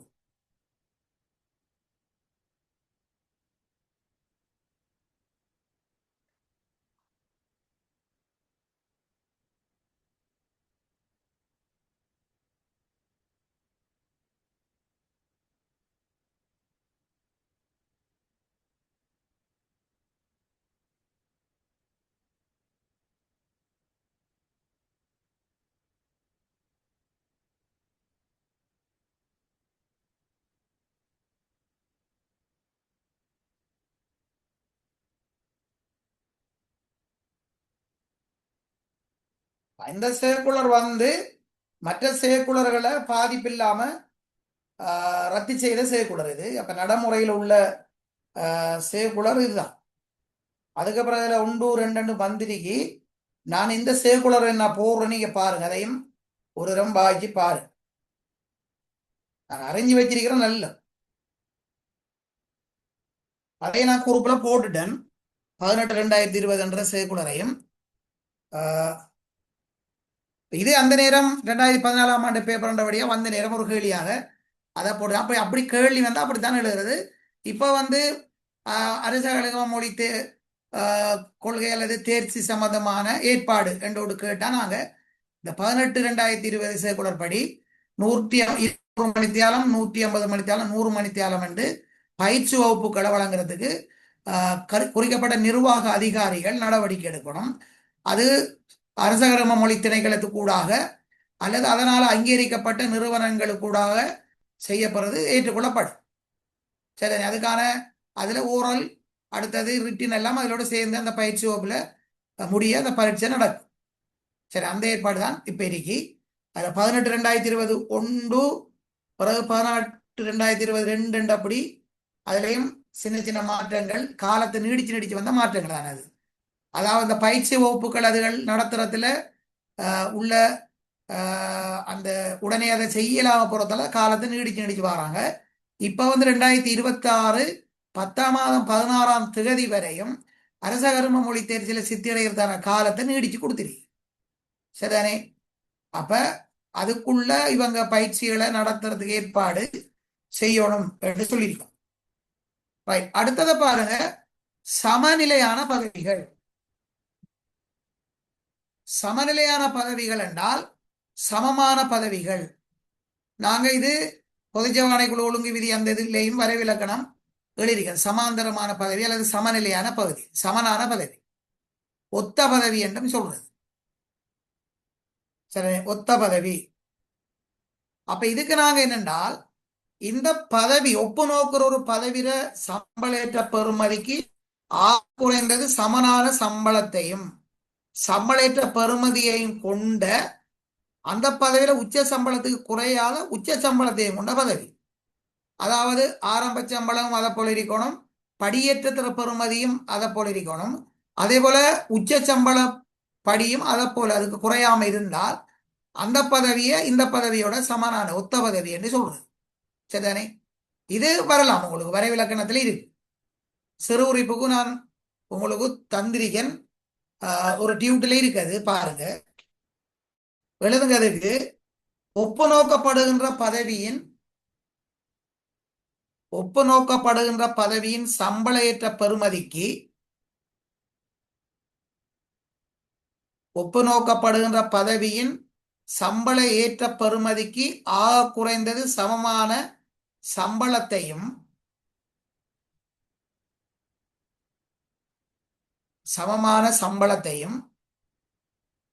சம்பள ஏற்ற பெறுமதியையும் கொண்ட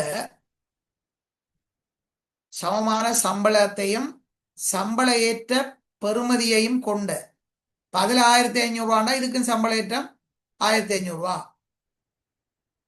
அதுல சம்பளம் அடிப்படை சம்பளம் இதுக்கும் இந்த சம்பளம். அதே போல மேக்சிமம் சேலரி, அதாவது உச்சநிலை சம்பளம் அதுக்கும் இதுக்கும் சமனாக குறைந்த சமனாக வரும். அப்ப சமமான சம்பளத்தையும் சம்பளேற்ற பெறுமதியையும் கொண்ட அப்பதவியின் உச்ச சம்பளத்துக்கு குறையாத உச்ச சம்பளத்தை கொண்ட பதவியாகும். உச்ச சம்பளத்தை கொண்ட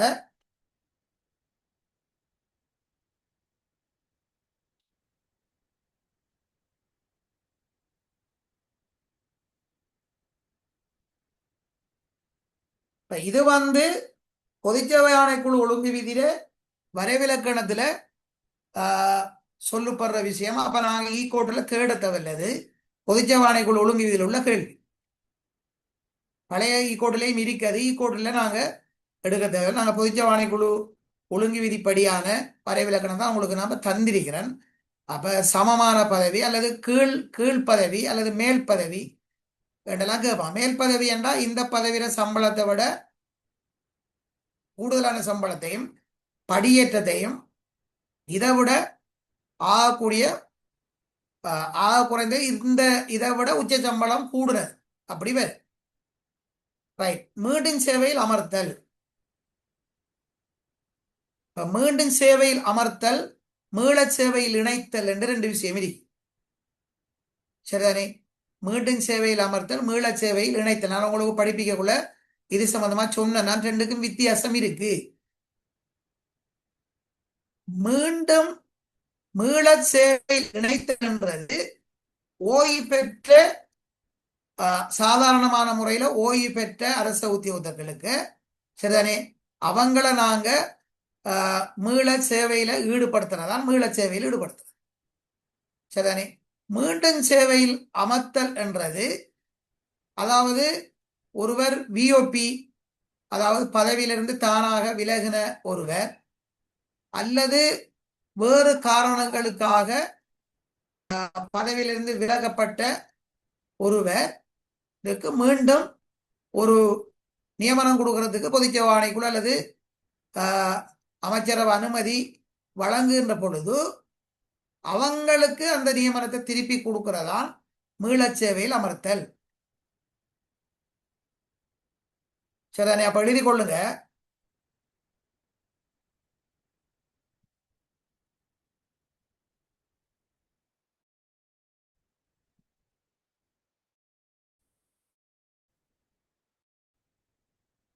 பணித்தடை செய்யப்பட்ட பணித்தடை என்றால் அவர் இன்டெடிஷன் செய்கிறால் அல்லது பதவியிலிருந்து நீக்கப்பட்ட பணித்தடை செய்யப்பட்ட அல்லது பதவியிலிருந்து நீக்கப்பட்ட இன்டெடிஷனும் சேவையிலிருந்து இடைநிறுத்தினே திருப்பி அவர் புதிய நியமனம் அந்த மீண்டும் சேவையில அவர் அமர்த்துறமாய்தான் அந்த எடுப்பாங்க. நிக்கிற காலம் நோப்பையா போட்டு அப்படி கொடுப்பாங்க. சரிதானே? பணித்தடை செய்யப்பட்ட அல்லது பதவியிலிருந்து நீக்கப்பட்ட அல்லது பதவியை வரிதாக்கியுள்ள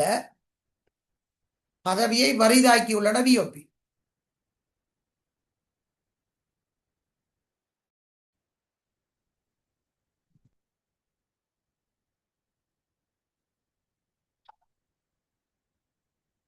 பெரிதாக்கியுள்ள அல்லது தகுதிகூர் நிலை நியமனம் முடிவுறுத்தப்பட்ட அல்லது தகுதிகூர் நிலை நியமனம், அதாவது இந்த தகுதியான் காலத்துக்குள்ள இருக்கிற நியமனத்தை முடிவுறுத்தப்பட்ட ஒருவர்.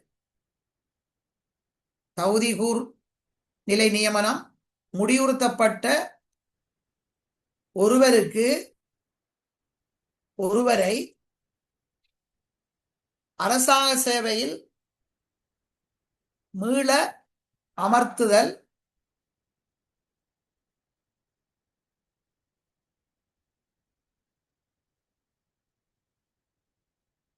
அதாவது விஓபி அடிப்பட்ட ஒரு ஆள் இருக்கலாம், சேவையிலிருந்து நீக்கப்பட்ட ஒருவராக இருக்கலாம், அல்லது சேவையிலிருந்து தகுதிகர் நிலை காலத்தில் முடிவுறுத்தப்பட்ட ஒரு ஆளாக இருக்கலாம், அல்லது பணித்தடை செய்யப்பட்ட அப்படியான வகையான ஆட்களுக்கு திருப்பி மீண்டும் நியமனத்தை கொடுக்கிறது.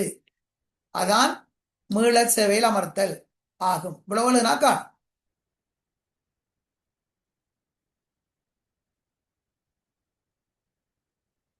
மாநகர அதிகார சபை இப்படி ஒரு கேள்வியை கேட்டிருக்கிறாங்க. இப்ப உங்களுக்கு தெரியும், மாநகர சபை பிரதேச சபை என்று சொல்லி உள்ளூராட்சி மன்றங்கள், உள்ளூராட்சி அதிகார சபைகளாக அவங்க இருக்கும். இதுக்கு மக்களால் தெரிவு செய்யப்படுற பிரதிநிதிகள் அந்த சபையில மக்களுக்கான சில ஆட்சிகளை தீர்மானங்கள் எடுத்து நடைமுறைப்படுத்துவாங்க. அப்ப அந்த வகையில இதுல மாநகர சபை, நகர சபை, பிரதேச சபை என்று சபை எழுதிக்கு இது அநேகமாக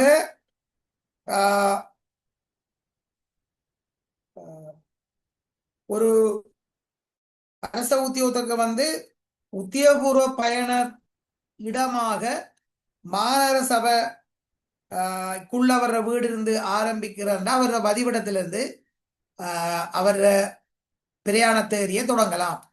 ஒரு உத்தியோகத்தர் வதிவிட, அதாவது பயணம், கடமை ரீதியான பயணத்துக்கு அவர் சேவை நிலையத்திலிருந்தா போகும், அல்லது சேவை நிலையத்துக்கும் அவருடைய வதிவிடத்துக்கும் இடையில 4 மைல் இருக்கலாம் இடைவெளி. அப்படி இல்லை என்று சொன்னால் அவர் நகர எல்லைக்குள்ள, மாநகர எல்லைக்குள்ள அவர் வகிச்சாருங்க, அவர் சேவை நிலையம் மாநகர எல்லைக்குள்ள இருக்கும் என்று சொன்னால் அதுக்கும் அவர் பிரயாண தொடக்க நிலையமாக கருதலாம்.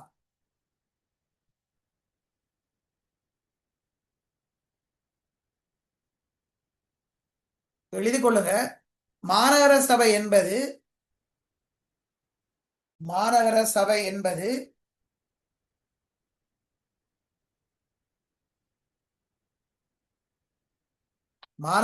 என்பது உள்ளூராட்சி அமைச்சர் மூலம்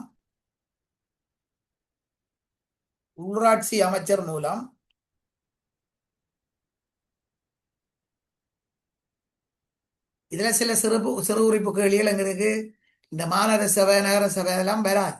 சில வேளையில எங்களோட உத்தியோகபூர்வ பிரயாணங்களுக்கு நாங்கள் பிரயாணப்படி எடுக்கிற நேரம் அந்த நகர ஆட்சி எல்லைக்குள் என்று கேட்கிற அந்த விடயங்களுக்கு சில வேளையில கேட்கலாம். ஆனா நீங்க இதை பெருசாக யோசிக்க தேவையில்லை.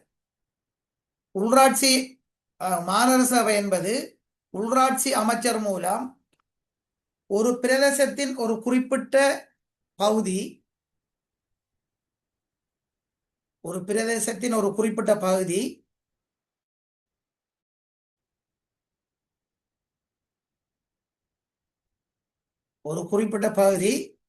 மாநகர சபையாக பிரகடனப்படுத்தப்பட்டு,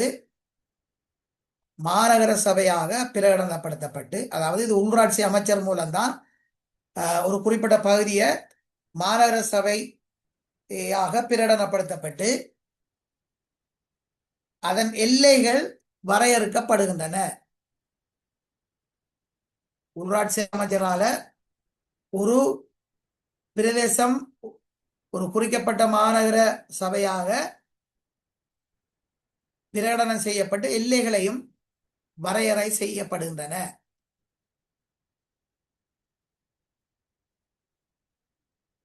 அடுத்ததுங்க மாநகர எல்லைக்குள் எல்லைக்குள்ள வசதியாகலாம் அந்த மாநகர சபைக்கு போட்டியும் விடலாம். மாநகர எல்லைக்குள்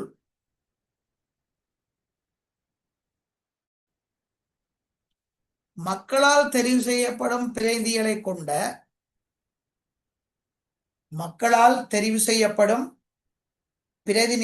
கொண்ட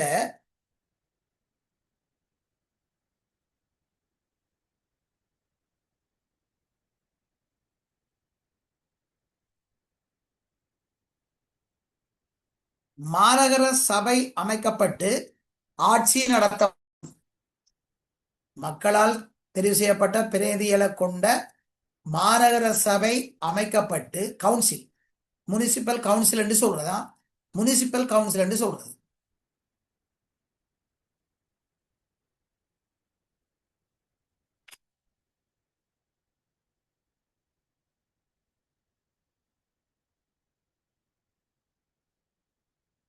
அப்ப மாநகர சபை அமைக்கப்பட்டு ஆட்சி நடத்தப்படும். அந்த மக்கள் பிரதிநிதிகள் ஆட்சி நடத்தப்படும்.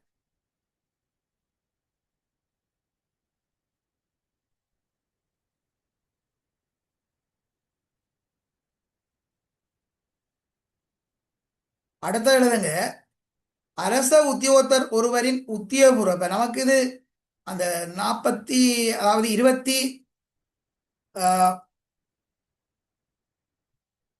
அதாவது எங்கட அரச கடமை தொடர்பான அத்தியாயத்துக்கு இணங்க அதுல நகரசபை எல்லை என்று குறிக்கப்படுற ஒரு விடயமும் உள்ளடங்குறதால நாங்க அதையும் இதுல சுட்டி காட்டணும். அரச உத்தியோகத்தர் ஒருவரின் உத்தியோகபூர்வ கடமைக்கான பயண அரச உத்தியோகத்தர் ஒருவரின்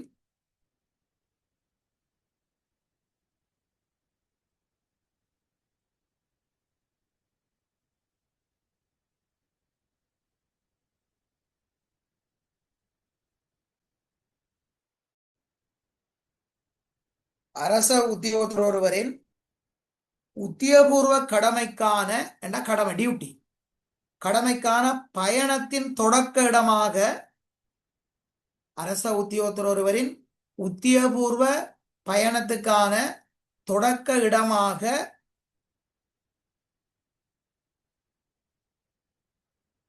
சேவை நிலையம் அமையாத சந்தர்ப்பத்தில்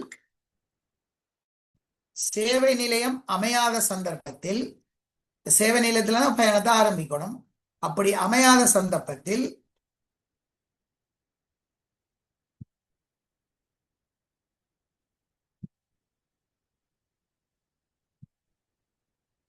மாநகர சபை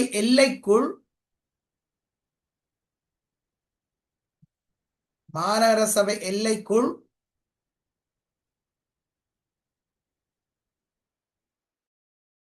அவரது வதிவிடம் அமைந்திருந்தால்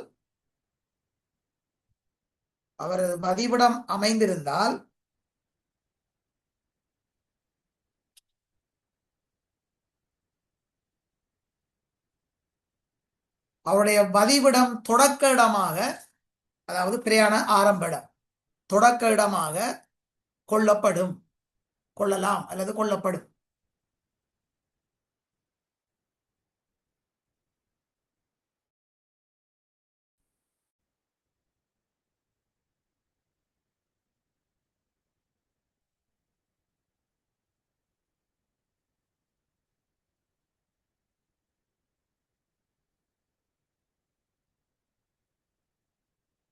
சரி, அப்ப நமக்கு முதலாவது கேள்வி முடியுது. சரி, அதாவது ஒருவர் 14வது அத்தியாயம் நம்மட உத்தியோகபூர்வ பிரயாணம் தொடர்பான நாங்கள் கிளைம் எல்லாம் பார்த்து இணைந்தபடி அடுத்தது சேவை நிலையப்படி அப்படியெல்லாம் பார்த்த அந்த அத்தியாயம் 14வது அத்தியாயம் தாவர விதி கோவை. அது பொதுச்சபை ஆணைக்குழுவில் இல்லை. அந்த அத்தியாயம் தாவர விதி கோவில் இருக்கு. தாவர விதி கோவில் அந்த அத்தியாயத்தின்படி நாங்க பார்த்த நாம ஒருவருடைய ஒரு உத்தியோகபூர்வ பயணம் சேவை நிலையம் தான் அவர் ஆரம்ப இடமாக கொள்ளப்படணும். அப்படி இல்லாட்டி அவர் வதிவிடம் 4 மைலுக்குள்ள இருக்கும் என்று சொன்னாலும் அதையும் கொள்ளலாம். அப்படி இல்லை என்று சொன்னால் அவரது வதிவிடம் மாநகர எல்லைக்குள்ள அமைந்திருந்தால் அவரது வதிவிடத்திலிருந்து அவர் பிரயாணத்தை மேற்கொள்ளலாம் என்று சொல்லி அந்த அத்தியாயத்தில் இருக்கு. ரைட், அடுத்த கேள்வியை பாருங்க. 2வது கேள்வி தனியே ஒரு கேள்வி, 20 மார்க்ஸுக்குரிய கேள்வி. இப்ப 25 மார்க்ஸ், இப்ப 4 கேள்வி தான் நமக்கு வரும். 5 கேள்வி என்றபடியா 20 மார்க். நியமனம் செய்தல் அல்லது பதவி உயர்த்துவதற்காக பூரணப்படுத்தியிருக்க வேண்டிய நிபந்தனைகள். இது நல்ல ஒரு கேள்வி, மார்க் பண்ணி வச்சு கொள்ளுங்க. இது நாங்க நியமனம் ஒன்றை செய்யறேன்னு சொன்னால் சில நிபந்தனைகளை பூர்த்தி செய்யணும். அந்த நிபந்தனைகள் பூர்த்தி செய்யப்பட்டாதான் ஒரு நியமனம் வழங்கப்படும். அப்ப நாங்க ஒரு நியமன அதிகாரி ஒரு நியமனம் செய்ய முதல் பூர்த்தி செய்யப்பட வேண்டிய விடயங்கள் நாங்க இந்த பொதுச்சேவை ஆணைக்குழு ஒழுங்கு விதியில நாங்க பார்த்திருக்கோம். சரிதானே? உங்களோட டியூட்ல இருக்கு. அதாவது பதவி அங்கீகரிக்கப்பட்ட ஆளணிக்குள்ள அந்த பதவி இருக்கும், அப்ரூவ்ட் காடர்ல இருக்கணும் அந்த பதவி.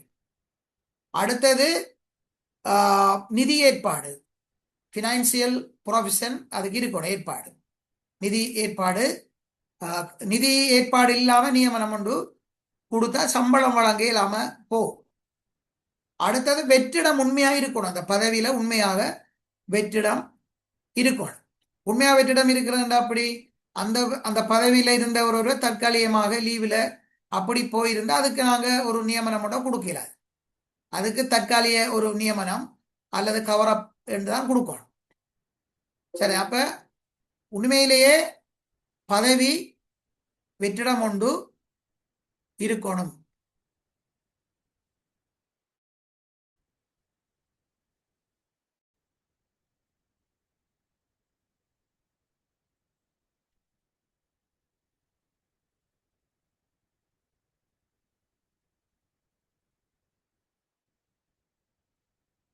கொஞ்சம் இருங்க மோனி, கொஞ்சம் வாங்க.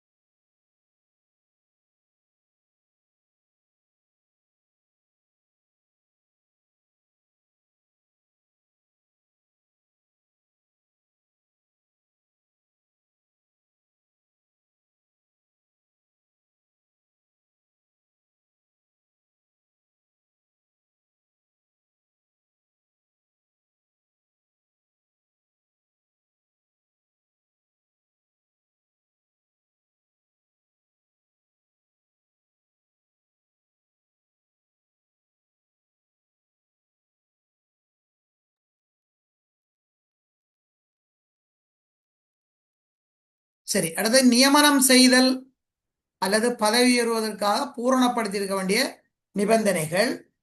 அவை முதலாவது அந்த பதவி அங்கீகரிக்கப்பட்ட காடர் ஆளணிக்குள்ள அது இருக்கும். சரிதானே? காடர் அப்ரூவ்ட் இருக்கணும். 2வது அதுக்கு நிதி ஏற்பாடு செய்யப்பட்டிருக்கணும். 3வது அந்த நியமனம் வழங்குறதுக்கான அந்த பதவியில வெற்றிடம் உண்டு, நிரந்தரமான வெற்றிடம் உண்டு காணப்படணும். அடுத்தது இந்த நியமனம் அனுமதிக்கப்பட்ட ஆட்சேர்ப்பு திட்டம் அல்லது சேவை பெருமான குறிப்பை கொண்டிருக்கணும். அதுக்கு அமைவாக தான் இந்த நியமனம் செய்யணும். ஆட்சேர்ப்பு திட்டம் அல்லது சேவை பெருமான குறிப்பு. மற்றது நியமனம் செய்யறதுக்கான அதிகாரம் தனக்கு இருக்காண்டும் அவர் பார்க்கணும். சரிதானே? நியமனம் செய்யற அதிகாரம் தங்களுக்கு இருக்கா, நியமன அதிகாரம் இருக்கான்னு பார்க்கணும். நியமன அதிகாரி தான் நியமனத்தை செய்யலாம். சரி, இப்ப எழுதி கொள்ளுங்க.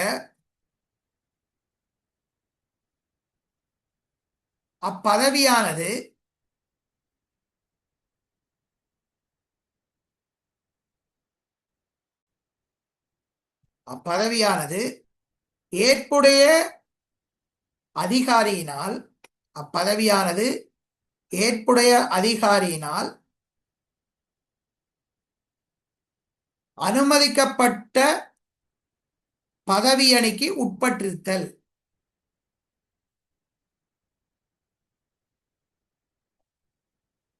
அப்பதவியானது ஏற்புடைய அதிகாரியினால் அங்கீகரிக்கப்பட்ட அனுமதிக்கப்பட்டுள்ள பதவி அணி பிறகுள்ள காடர்னு நீ எழுதி வைக்கலாம். CADRE காடர் அதுக்கு உட்பட்டதென திருப்தி அடையும். அது ஒரு நிபந்தனை. இரண்டாவது, அதற்காக நிதி ஏற்பாடுகள் செய்யப்பட்டுள்ளன. அதற்காக நிதி ஏற்பாடு செய்யப்பட்டுள்ளதென அது ஒரு நிபந்தனை.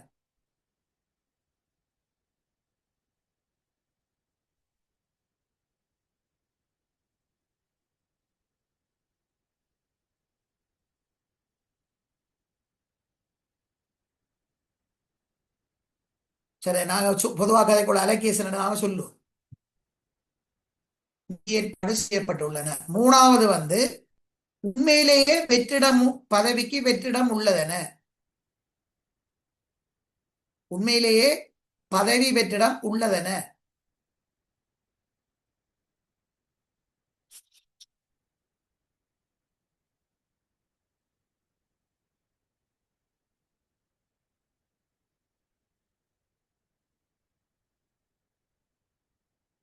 அடுத்தது அது முக்கியமான பாயிண்ட் என்னென்றால்,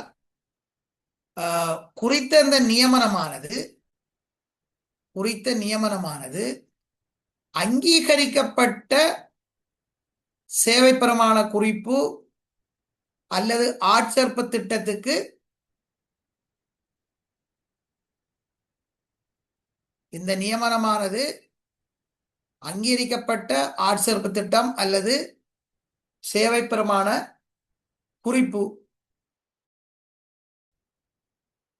குறிப்புக்கு ஏற்ற வகையில் அமைகிறது. என்ன அதுலதான் ஒருவருக்கு என்ன கல்வி தேவை வேணும், என்ன சம்பள அளவு திட்டம் கொடுக்கலாம், அடுத்தது அவருடைய பதவி என்ன, அடுத்தது சேவை நிபந்தனைகள் எல்லாம் இதுல இருக்கு.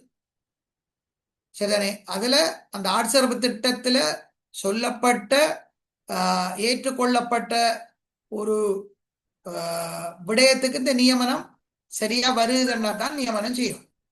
சரிதானே? பொருத்தமில்லாதவர்களுக்கு நியமனம் கொடுக்கல.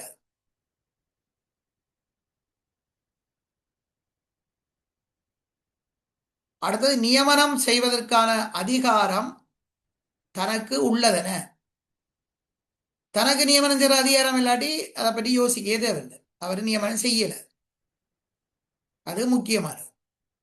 எப்படி ஒரு 4-5 விஷயம் இதுல நாம கட்டாயம் எழுத வேண்டிய விஷயம். இது அநேகமாக கேள்விக்கு வரக்கூடிய விஷயம். சரிதானே? அப்ப நியமனம் செய்வதற்கான உரிய அதிகாரம், நியமன அதிகாரம் அல்லது நியமன அதிகாரம் தனக்கு உள்ளது என்று எழுதினாலும் சரி.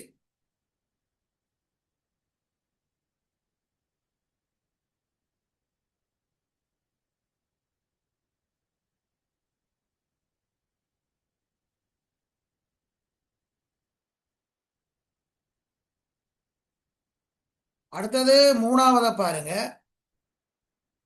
ஓய்வூதிய சம்பளத்துக்கு ஓய்வூதிய சம்பளத்துக்கு உரித்துடைய பதவிகள் மற்றும் ஓய்வூதிய சம்பளம் தொடர்பான தாபன விதி கோவினது வரைவிலக்கணத்தை விளக்குக.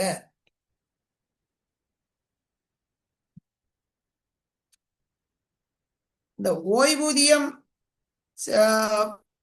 சம்பளம் அல்லது பதவிகள் என்றது ஓய்வூதிய பிரமாண குறிப்பால அட்டவணைப்படுத்தப்பட்ட பதவிகளை கொண்டிருக்கு. சரிதானே? ஓய்வூதிய பிரமாண குறிப்புன்றது பென்ஷன் மினிட் என்று சொல்லுவோம். பென்ஷன் மினிட் ஓய்வூதிய பிரமாண குறிப்பு. அந்த ஓய்வூதிய பிரமாணங்கள்ல ஓய்வூதிய உரித்துடைய பதவிகளை அதுல நிரல்படுத்திருக்காங்க. அதாவது அந்த பதவிகள் தான், அதாவது நிரந்தர ஓய்வூதிய உரித்துடைய பதவி. அப்ப அந்த ஓய்வூதிய பதவிக்கு மாத்திரம்தான் ஓய்வூதியம் உரித்தார். மற்ற பதவிகளுக்கு ஓய்வூதியம் இல்லை. இது பொது நிர்வாக அமைச்சர் செயலாளரால இந்த பிரமாண குறிப்பு அட்டவணைப்படுத்தப்படுது. என்ன பதவிகள் ஓய்வூதிய உரித்துடைய பதவிகள் என்று. சரிதானே? அடுத்தது ஓய்வூதிய பிரமாண குறிப்பு 2ஆம் பிரிவின் கீழ் ஓய்வூதிய உரித்துள்ள பதவிகள் அட்டவணைப்படுத்த பெற்ற ஓய்வூதிய பணியாளராக ஒருவர் நியமிக்கப்படுவார். சரிதானே? அந்த பதவிக்கு தான் ஒரு ஓய்வூதிய உரித்துடைய ஒரு பணியாளராக ஒருவர் நியமிக்கப்படுவார். அப்ப இந்த விஷயம் நாங்கள் எழுதணும். மற்றது விருப்பத்துக்குரிய ஓய்வூதிய வயது ஒருவருக்கு 54. சரிதானே? ஓய்வூதிய சம்பளம் என்ற விஷயம் இதுல வருதுதானே? அப்ப நாங்கள் எழுதலாம். அடுத்தது கட்டாய ஓய்வூதிய வயது 60 வயது. அதையும் நாங்கள் இதுல சேர்த்து எழுதலாம். அப்ப எழுதி கொள்ளுங்க.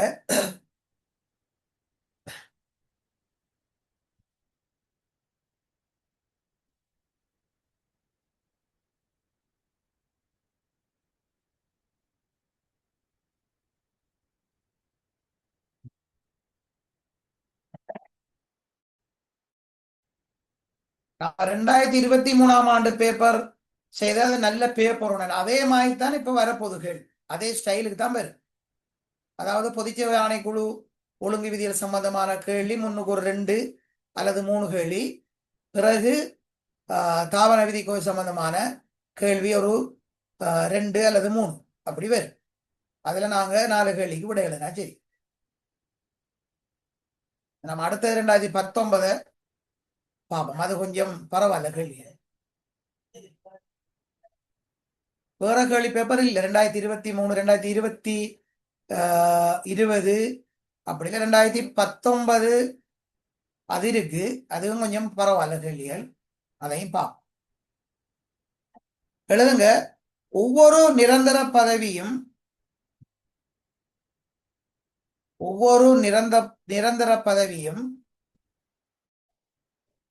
ஓய்வூதியம் வழங்கப்படுவதற்குறித்தானதென கொள்ளப்படுவதில்லை. ஒவ்வொரு நிரந்தர பதவியும் ஓய்வூதியம் வழங்கப்படுவதற்கு உரித்தான பதவியாக கொள்ளப்படுவதில்லை. நிரந்தர பதவிதான், ஆனால் அது ஓய்வூதியம் உரித்துடைய எல்லாத்தையும் கொள்ளல. ஒவ்வொரு நிரந்தர பதவியையும் ஓய்வூதியத்துக்கு உரித்தான பதவி என கொள்ளப்படுவதில்லை.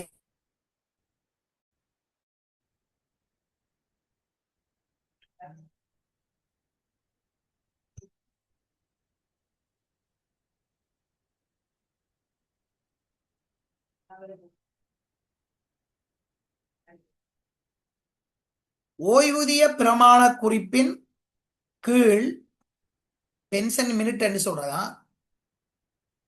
நம்மளோட பென்ஷன் விஷயம் எல்லாம் பென்ஷன் மினிட்ன்ற அடிப்படையில வச்சுதான் அந்த தீர்மானிக்கப்படும். 2/17 ஓய்வு போடுறது, 2/12 பிரிவுக்குள்ள 12வது ஓய்வூதிய பிரமாண குறிப்புக்குள்ள ஓய்வு பெற வைக்கிறது. 2 பிரிவுகள் இருக்கு, ஒவ்வொரு செக்ஷன். சரிதானே? ஓய்வூதிய பிரமாண குறிப்பின் கீழ் அட்டவணைப்படுத்தப்பட்ட பதவிகள் மாத்திரமே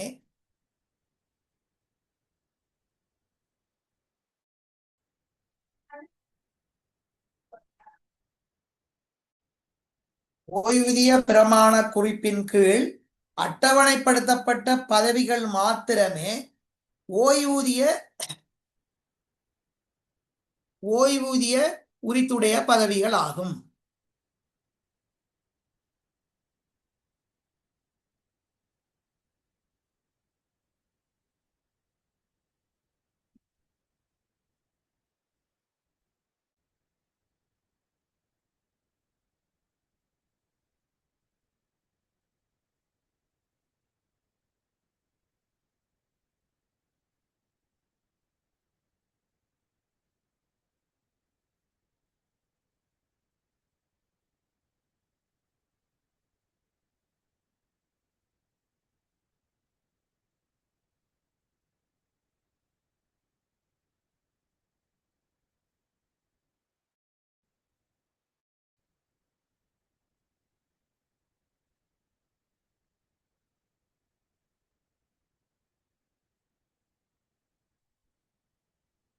அடுத்து எழுதுங்க, பொது நிர்வாக அமைச்சின் செயலாளர் அது.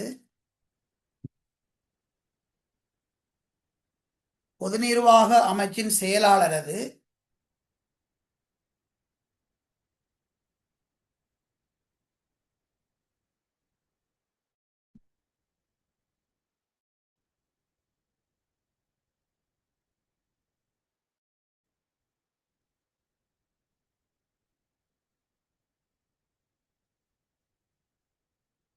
சரிதானே? ஓய்வூதிய, அதாவது பொது நிர்வாக அமைச்சின் செயலாளரது அதிகாரத்தின் கீழ் ஓய்வூதிய பிரமாண குறிப்பு அட்டவணைப்படுத்தப்படுகின்றது. ஓய்வூதிய பிரமாண குறிப்பு, அதாவது பொது நிர்வாக அமைச்சு செயலாளரது அங்கீகாரத்தின் கீழ்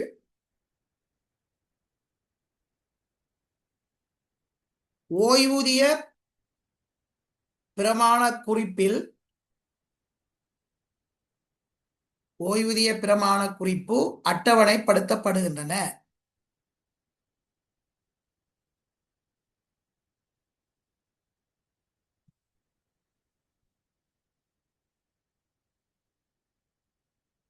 ஓய்வூதிய பிரமாண குறிப்பின் 2ஆம் பிரிவின் கீழ் ஓய்வூதிய பிரமாண குறிப்பின் 2ஆம் பிரிவின் கீழ் ஓய்வூதிய பிரமாண குறிப்பின் 2ஆம் பிரிவின் கீழ்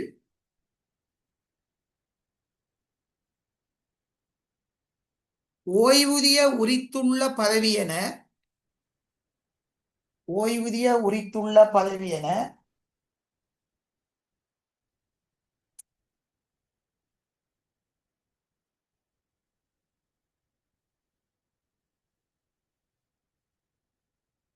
இரண்டாம் பிரிவின்கள் ஓய்வூதிய உரித்துள்ள பதவி என அட்டவணைப்படுத்தப்பெற்ற பதவிக்கு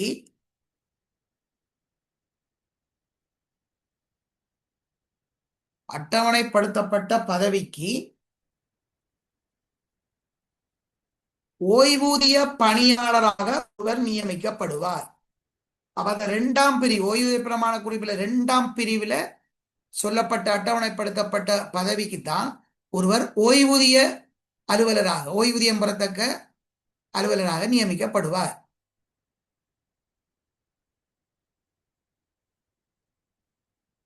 ஓய்வூதிய பதவி என அட்டவணைப்படுத்தப்பட்ட பதவிக்கு ஓய்வூதிய பணியாளராக அல்லது அலுவலராக ஒருவர் நியமிக்கப்படுவார்.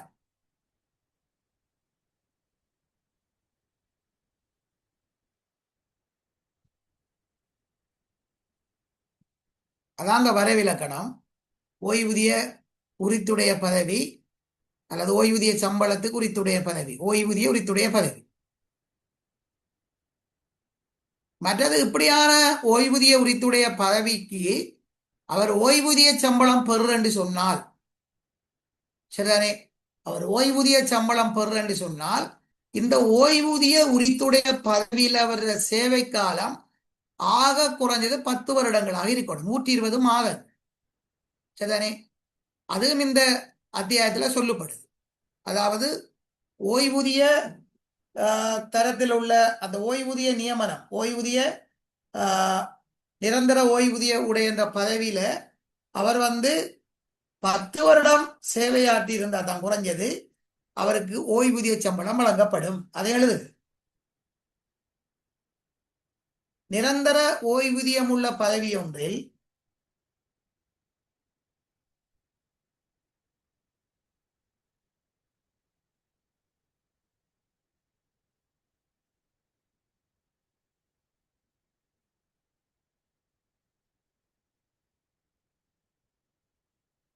நிரந்தர ஓய்வூதியம் உடைய பதவி ஒன்றில்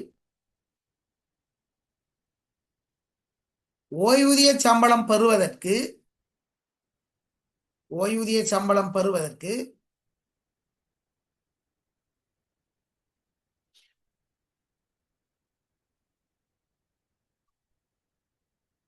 10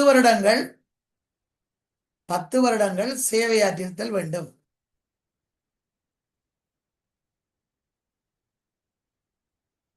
10 வருடங்கள் சேவையாற்றியிருத்தல் வேண்டும். இதே அந்த ஓய்வூதிய பிரமாண குறிப்பில் தான் அடிக்கடி திருத்தப்படுறதான். உங்களுக்கு தெரியும், கோத்தபாய ஜனாதிபதியா இருந்த காலத்துல பென்ஷனுக்குரிய கட்டாய ஓய்வூதிய வயதை 65 ஆகிவிட்டார். பிறகு திருப்பி அதை மாத்தினது சரிதானே. அப்ப இது அந்த சட்டத்துக்கெல்லாம் ஓய்வு பிரமாண குறிப்பு சட்டத்துக்கெல்லாம் மாற்றப்படுது. அப்ப அதையும் எழுதுங்க. ஒரு அரச உத்தியோகத்தரது விருப்பத்துக்குரிய ஓய்வூதிய வயது 55ஆகவும்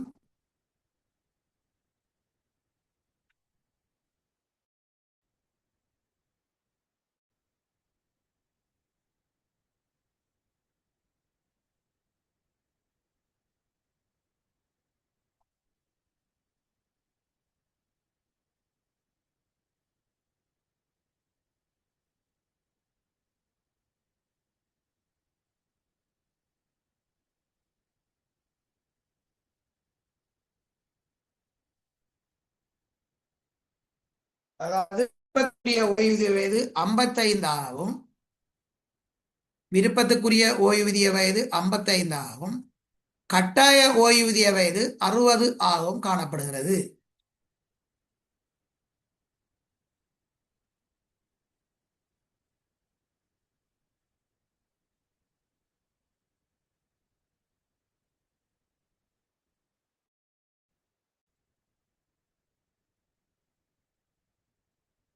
அடுத்த எழுதுங்க. அது ஒரு பெரிய கேள்வி தானே. அடுத்த பாயிண்ட் எழுதுங்க.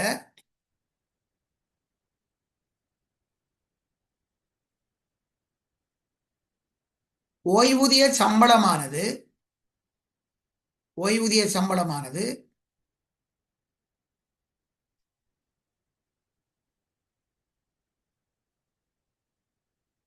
சம்பளமானது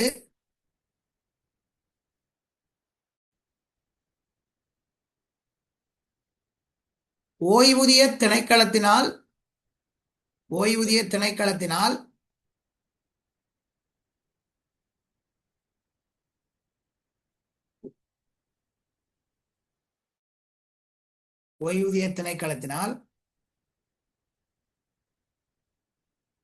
வெளியிடப்படும்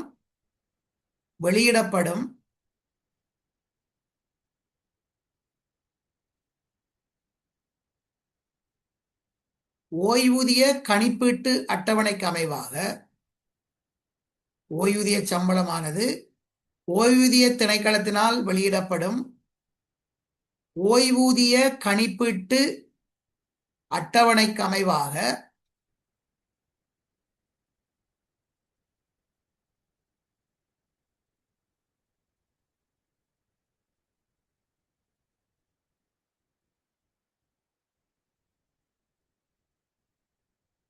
ஓய்வூதிய கணிப்பீட்டு அட்டவணைக்கு அமைவாக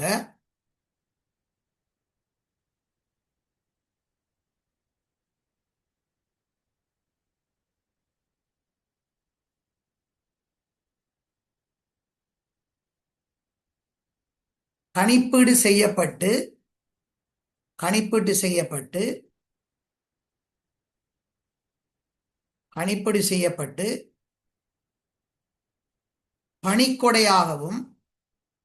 பணிக்கொடையாகவும்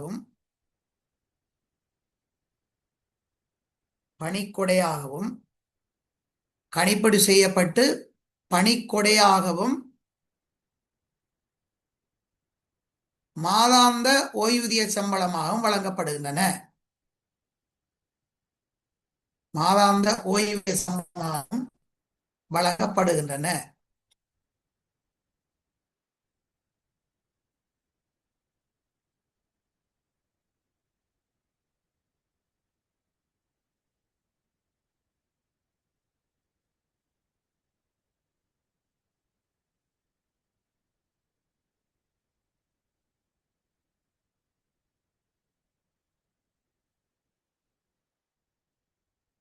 சரி, என்னண்டா ஓய்வூதிய திணைக்களத்தால இப்ப சம்பள மாற்ற செயற்குழர்கள் அப்படி வார நேரம் அதை அடிப்படையாக வச்சு ஓய்வூதிய திணைக்களம் ஓய்வூதிய கணிப்பீட்டு அட்டவணை கல்குலேஷன் சார்ட் ஒன்றை வெளியிடும்.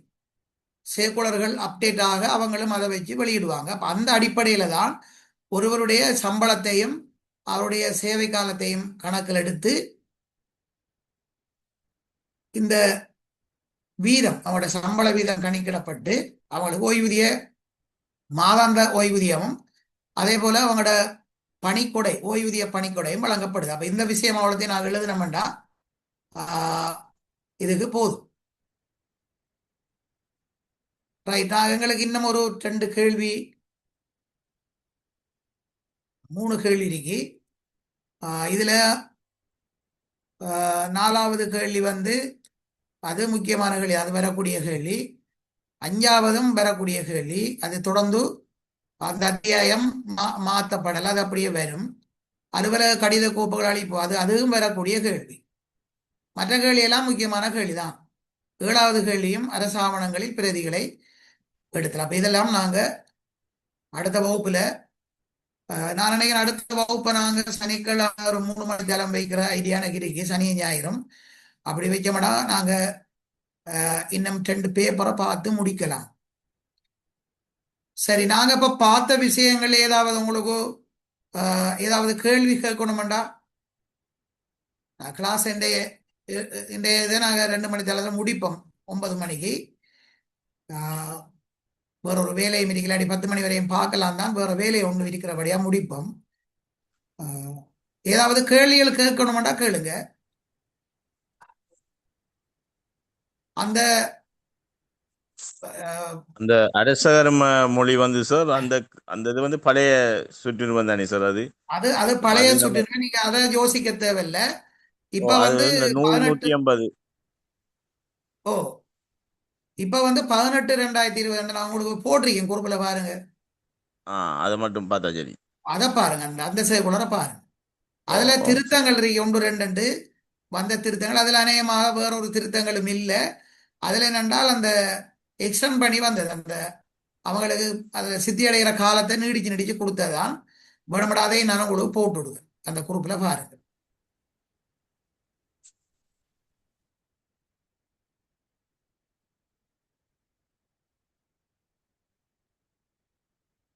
ரைட். அப்ப நாங்க அடுத்த வகுப்புல பார்ப்போம். Good night. Good night.